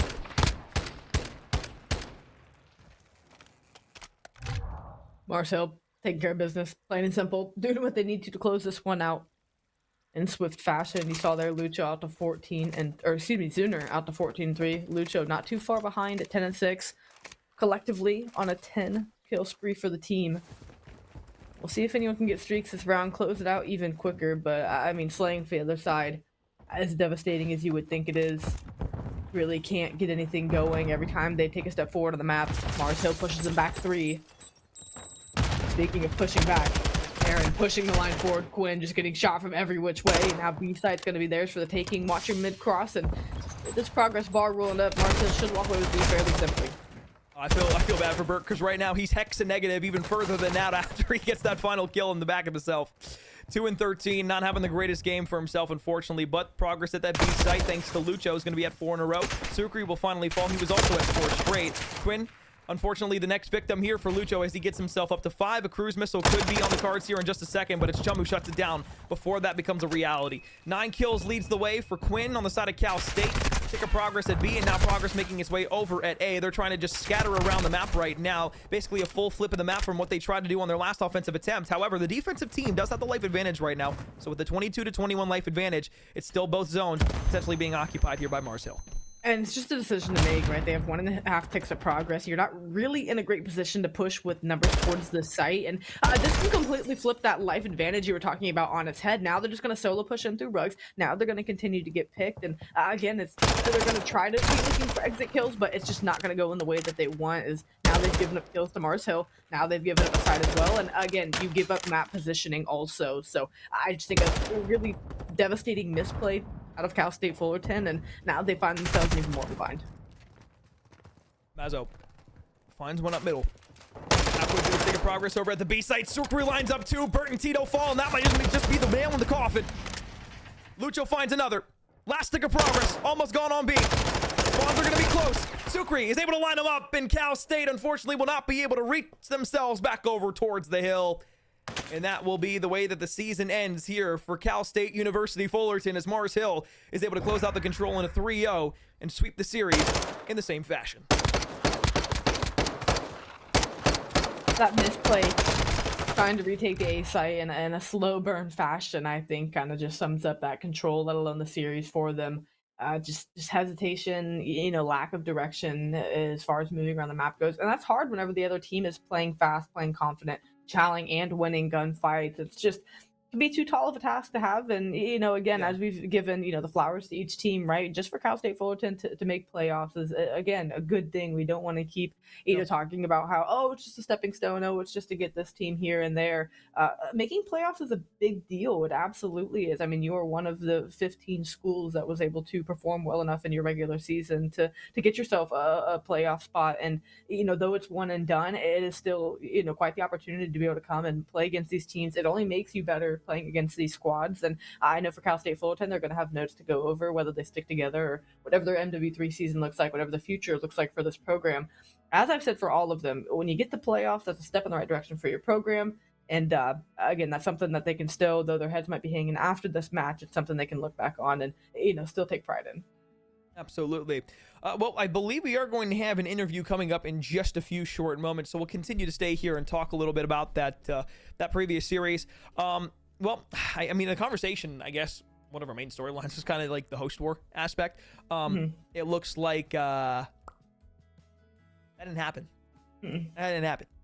Even on the on the CSUF host, Mars Hill was able to make good work of the opportunities that they were given. Doesn't seem like too many of those gunfights went in the wrong direction either way. It's tough, though. It really is. It's tough for a team like CSUF to come in and have to play not only a strong Mars Hill team, but again, from the moment that we started the series, and even just looking at this match, Amber and I, both were in the same consensus. Like, not only are you playing a match that is going to be extremely difficult for you to take as a win, but you're also going to be playing against some of the best challengers from the LATAM scene that transitioned over towards the North American scene. That's part of the reason why they're playing at Mars Hill right now. They wanted to take part in North America. They're going to not only get an education now, but continue their adventures into what they want to do with Call of Duty as a career, whether that be continuing to play challengers or maybe even getting an opportunity as the years go on to play at the top level in the CDL. These kids are good. They're very good. They're very good at what they do. They've got great reaction time. They understand the game. They've got great teamwork and communication. And the one thing that separates most COD players from everybody else is they have the ability to think and make decisions on a dime. And that is the most invaluable thing that you can have on Call of Duty. Realistically speaking, across the board, you can shoot straight. You can have all the intangibles in a lot of other capacities. But if you can't make decisions with the snap of your fingers, and you can't play around the rest of your team and be able to see 5 steps ahead of your opponent, it's like playing chess. You're not going to be able to walk away with netted success. It's the same reason you see the same kids and same guys over and over and over again at the top of challengers every single year, simply due to the fact that they're able to look that next step ahead and understand how the map is going to play. You know how to read spawns? You're already better than 95% of the community, regardless if it's competitive or regular pubs kids. You know how to be able to get a bomb down aggressively or be able to take a challenge around a corridor and then be able to turn back around and read where the next person's coming from. Hey, guess what? You're now at the top end of challengers, but that only happens if you're able to do that, learn and understand the game at its highest level, and be able to put time and energy into the game that you love and you can play. I can't do that. That's why I'm on the commentary desk. I don't coach. I don't play. I sit here and I cast over the game. I make everything seem like it's a joke half the time. But the kids that are always playing, fantastic. And the reason that they continue to be at the top of their game is because of those little things that we just talked about. And that is what separates the people that enjoy watching the game from the people that are playing the game and that you're watching play the game. Mm-hmm. Yeah, they're definitely, again, just such a talent discrepancy between all these players. And it's exciting to see, again, just continued LATAM success in the North America scene, let alone what they've done for the Mars Hills program. So a great work out of them to now advance to the round of 8. Yeah, absolutely. Well, Amber, we've had some exciting Call of Duty matches here tonight. 3-0s across the board from match 1, match 2, match 3. We'll take a look at the schedule one more time just to kind of see where we started and finished the broadcast. First best of 5 series was St. Clair being better than everybody else over USF. Oklahoma Christian over Nickel State, a 3-0. And then finally it was Cal State taking a dip there in an 0-3 fashion to Mars Hill University. Amber, closing thoughts before we round out this broadcast. Yeah, I think for the teams, that came in and were supposed to take care of business and win, they did so. Wasn't close, wasn't contested. So it's exactly what you would have wanted for your squad to come out and do. It's just keeping your head down and knowing that it gets more and more difficult every round that progresses. And the job's not done until you're, hoisting the trophy or, celebrating the win for a grand finals, whether that be an open premiere like we just saw, or our previous 2 matches in varsity premiere where they are vying for 2 land spots to go play at Boise State at their esports facility. So again, the teams that came out took care of business. They need to continue to play like that. They need to stay at the top of their game. And for the other teams that did come and play here tonight that were maybe lower seeded, again, don't hang your head completely about it. Like I said, I can't say it enough. Making playoffs, huge step for your program, huge way to put them on the map, and a great way to continue to rally into V3 and maybe try to stick things out and hope for a better performance next semester. Absolutely. Well, next broadcast you can catch us will be Saturday, November 18th at 5 p.m. Eastern Standard Time. We will have the semifinals for the Varsity Premier League, and we will find out who will be facing off in the grand finals for their share of not only $4,000, but to claim themselves a national championship once again here for the NACE Star League. My name has been McCormiel. With me has been Cash. On behalf of myself, everybody else in the production, and the teams that played tonight, thank you so much for coming out. Be able to stay safe. Keep yourself happy. Keep yourself energetic. And we'll see you on Saturday for the semifinals and to find out which teams will be going to LAN.